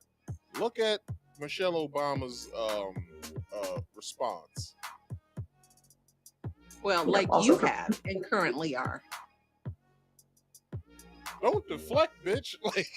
Like don't deflect. Answer the question. All right. Don't deflect. Give advice to teens who want to thrive like you have and currently are. Don't give that bullshit ass response.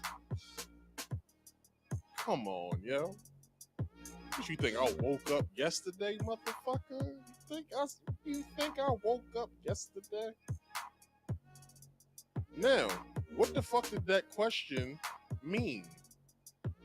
Because you gotta remember, Zai Wade is anatomically a boy, but that sees herself as a girl. So what the fuck does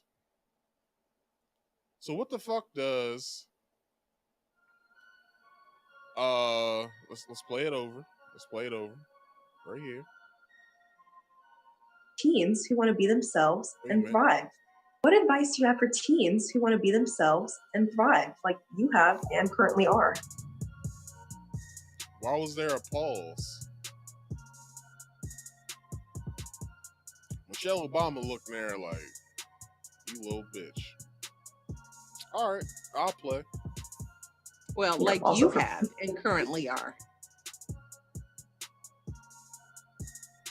Huh? Like you have and currently are. No, answer the question. What advice for teens do you have who wants to thrive like you have and currently are? Meaning, which this is just a conspiratorial thought.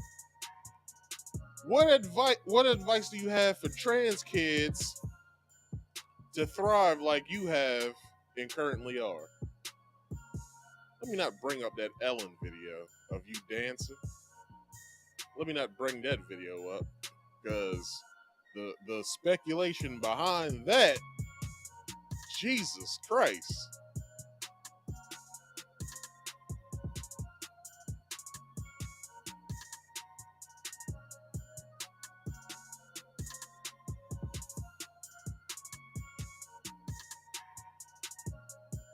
Do I gotta bring that video up?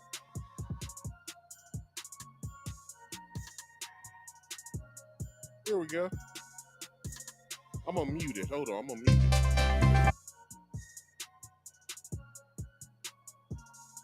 Now, look at Michelle Obama's groin area, right? When they get a good close-up.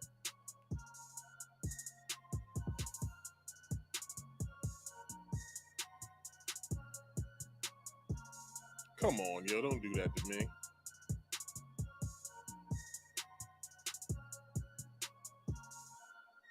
Now, as y'all can see, right? Hold on. Not right there yet. It's a particular motion. Not this motion. It's another motion that's coming up.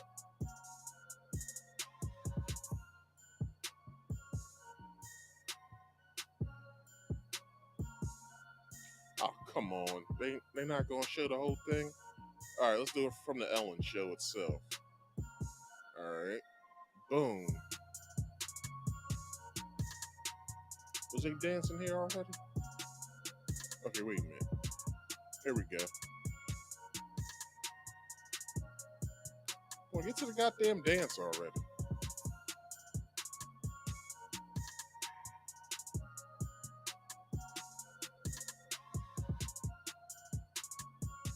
All right, just finished.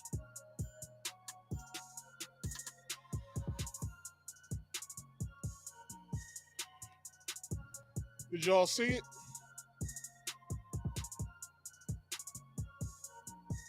Wait a minute.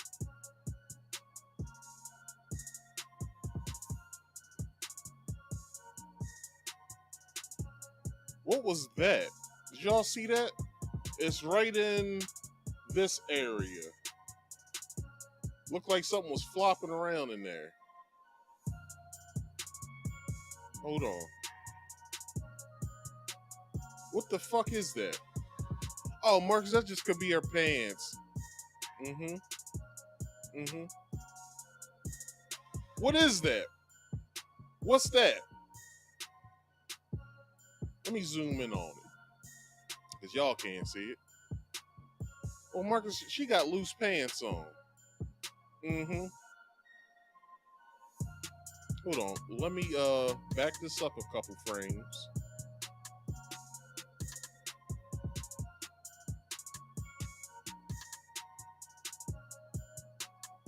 Y'all see that? Let me back it up again.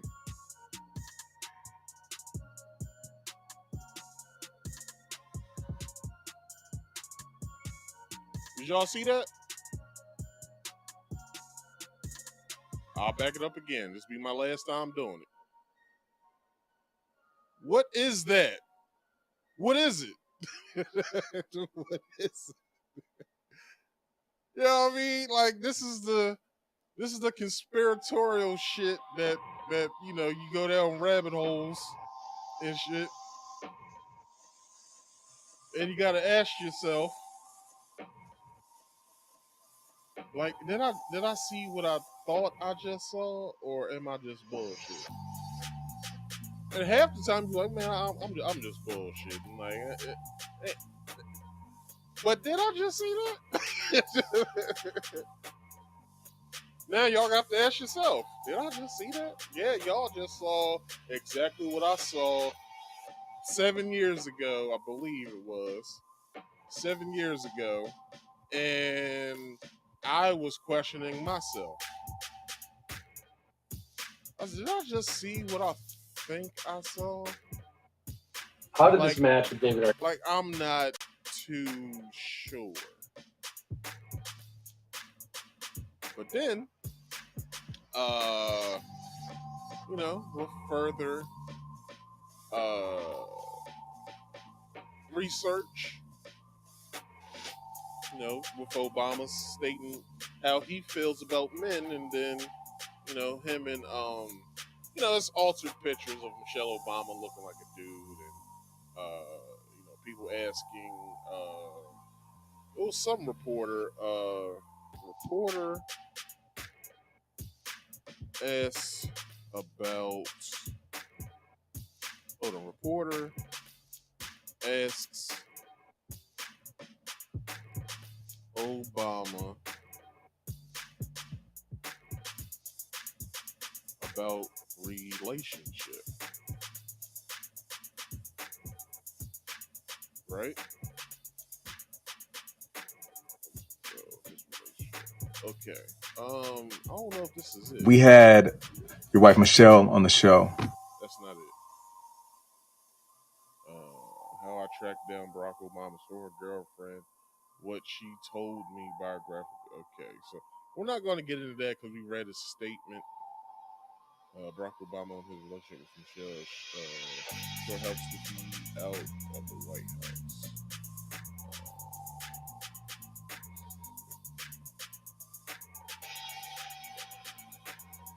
I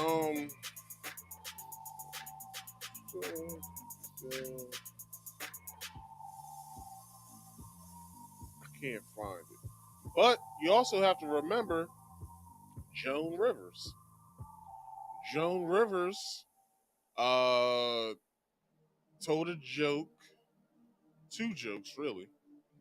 Joan Rivers said she was going to some event, and they asked, "What do you feel about candidate Barack Obama?" or something. I think this was like before or maybe during Barack Obama's presidency. And Joan Rivers was like, "We all know Michelle Obama is." Well, she said transvestite. That's what she said. But then the reporter said, "What?" And she says, "A transgender. You know what I'm talking about, blah, blah, blah, blah," right? Then she goes on Larry King Live and she makes a joke, a trans joke at that, about Michelle Obama. Joan Rivers jokes Miss Obama is a trans. That's what she said. Don't you feel ashamed of yourself that you're calling a poor woman that's just doing her job the way the federal guidelines are set up and calling her a moron? I mean, no, I don't, my darling. Just hold it, mister. I was given a boarding pass with the wrong name on it. I went through 5 different security passes, and then a woman at the gate who will not look at my passport, who will not call Continental, who will not call for help, who will not recheck into their records, says... Okay, that has nothing to do with what I'm looking for. But you guys can check that stuff out because it's all on. You can, if you type it in, Joan Rivers, blah blah blah blah, you can see it all. And yeah, this is what it is, man. So Barack Obama was fantasizing about having sex with men. Bruh. Wow. Well, I'm not surprised. Probably some of y'all are, but I'm not surprised. So we'll leave it there. So the show summary went over the young kid who was apprehended by police officers for clearly no apparent reason, and now he has to deal with that. His family has to deal with that. Hopefully, the kid is in a good space. He has a great family around him, so he doesn't have to worry about such matters. And let's just hold those cops accountable who did that to that kid. It was wrong, and if they feel as though that it wasn't, then the hell with them. Also, tragic for Jessica Ross and Travion to have to deal with a loss of a child the way that they did. Like, I can't even imagine how they feel. So, y'all, please hold them up in your prayers.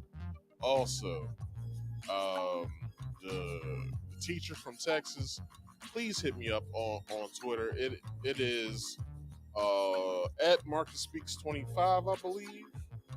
I want to say. Oh yeah, and don't forget, I'll bring it up when I bring it up. Excuse me. Claire, if that's your real name. My my name on Twitter or X is at Marcus Speaks 25. Please hit me up. I would love to speak with you to see what your thoughts are with certain things, because I just want to know what's going on in your mind. That's all. That's it. And with Barack Obama, his lover and his friend Hassan, and he looks pretty homosexual there. Just saying. And just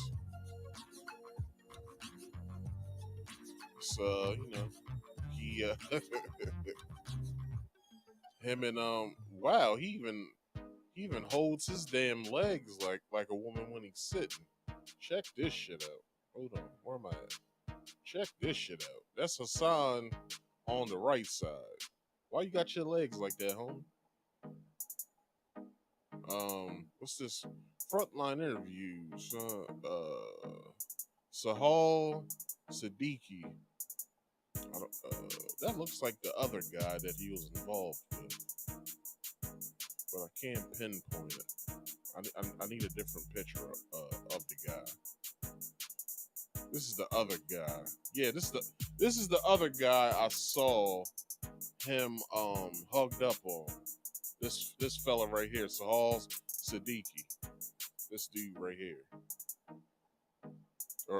Or Sahal, however the hell you say his name.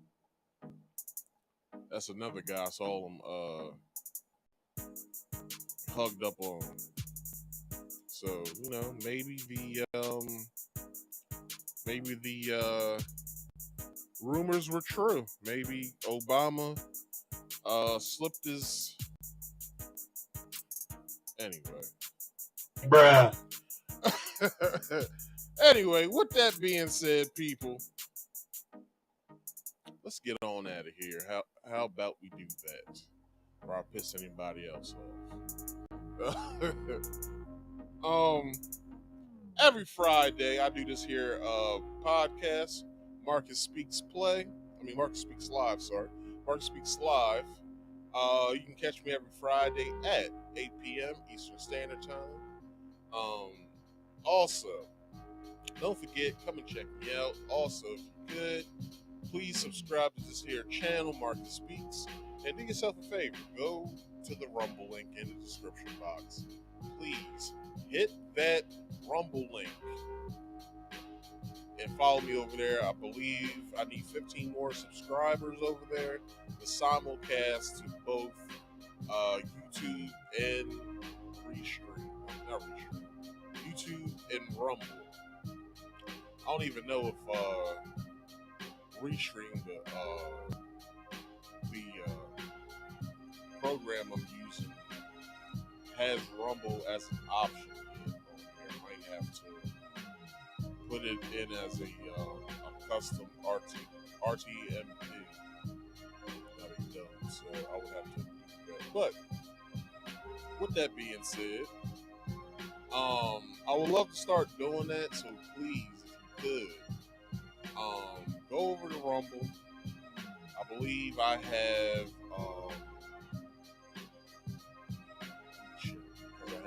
I have to see first how many subscribers I have. I think I have 10. I believe the number is 10.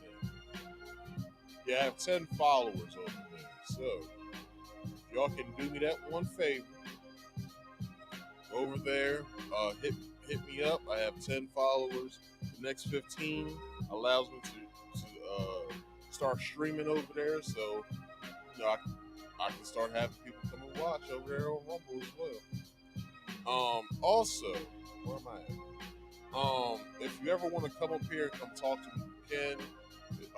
There's always a link pinned in the live chat as well. The call-in number to this show that you can call, so we can have a conversation or debate, however you want to do it. But you always got to follow the rules. You know what I'm saying? You must be on camera at all times. That's even here in the backstage. If you don't want to be on camera, let me know. I'll tell you to turn your camera off. Just follow the rules here. And also, just mute all background noise. That's the only thing that I would ask of you. Other than like this video, subscribe if you're new here, and hit that share button. Share me to your respective social medias, your friends and family, however you get down. You know what I'm saying? But one last thing, I want to leave y'all with some words of wisdom, and that is, please focus on getting to the money, because we all know money makes the world go round. Also, drink more water for health purposes, because shit happens. You gotta start drinking water because it's healthier, as well as mind your own business for your mental health purposes, because you don't be in everybody's business like this. It's fucking bullshit. Also, if you don't believe a damn thing I said to you guys tonight, that's fine. Just do your own research. I've been Marcus. This has been Marcus Speaks Live. I can't say anything other than thank you. Thank you for being here, and I thank you for watching. And I'll check you guys out next week with another installment of Marcus Speaks Live. So I'll catch you guys next week. Peace out, and have a good weekend.